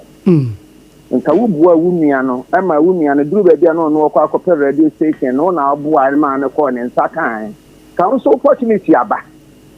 pese se won so unya abotre na nka wo je ka abotre nyanti ama won se ta de no afre ye da ma se pa ni futi se ma mo de ma ye wo radio mate yenso yedase ohene yire fa wo de ne bra na ye Derek de na me di we o se o my good afternoon ya gene so ye de tiefo ne ahwefo nyina nso ase ne takwafo takrade tachiman doma ene nkranza sompa fidie ni nyina da efa so ntie da ahofo ni nyina nso asese da omutie maame mate menso me da sipi nti we de se da me de to ohene yire nim kwantinti bia kopie kotia aha ene nso ya ba besua de ye befa konya so na ye nua be ma George kote ya da na se George say wo obi a be chia na yo okay so you okay ye da George asibebre send then so aba be share the story with us na futuo ene na kwankyira wo de amaye no megide se obi a wotie ye bia wa benya mu adesua no no so e de abone bra sa na ye pe won so de ato wo said me kan me de broken heart na menya ya the age of 20 no won so wo de a fabra na ebeka 0509438463 0509438463 wo fra pam befa na woni watwetwe nkomo kama entimo brasem ye obi asem endpoint homeopathy clinic Dr. Dubois Tinton safro sebra na kronoma boahia uduru ho a na bibia koso kama pa ena sprinters nso oho tema community 22 ko wana so hotel nche ho na obi ho no secure sanitary pass ema ya hotoso ye bambo a ejina yi ankasa ayeni ho agro hajia special local food and also so edadin eduane papa fie ena obenya yes sorry suina for God and country Professor Abuchi eba betena se no also the for God and country aba enne wo ma hihye dwumadie in such a way say obenya mfaso bebre e de afrim emu ayede medem abadwafo nyina ase yada George Cote ase yada Augustine na social media botena kire medem hene yira ase Jeremiah Simpson ka production team no ho sanso ena yada apam so ase wo nyina aka ho ena ema mobrasem ayi obi asem edimu ya frem yakosu agwa bojo betimi frem yakosu nhya nyame yade mo china ya besen hia e wo mobrasem so koso abo wabrabo ye fanyansa na ntesa de ohene ne kaye no na wa manyansa ni kan ya wan hya obewie hwehwehwe be kwakọ wi ase no wa de papa bi ekuta wo no na bo se de trabokoto no onyame nhira ye nyina ne koso a etie sompa 106.5 FM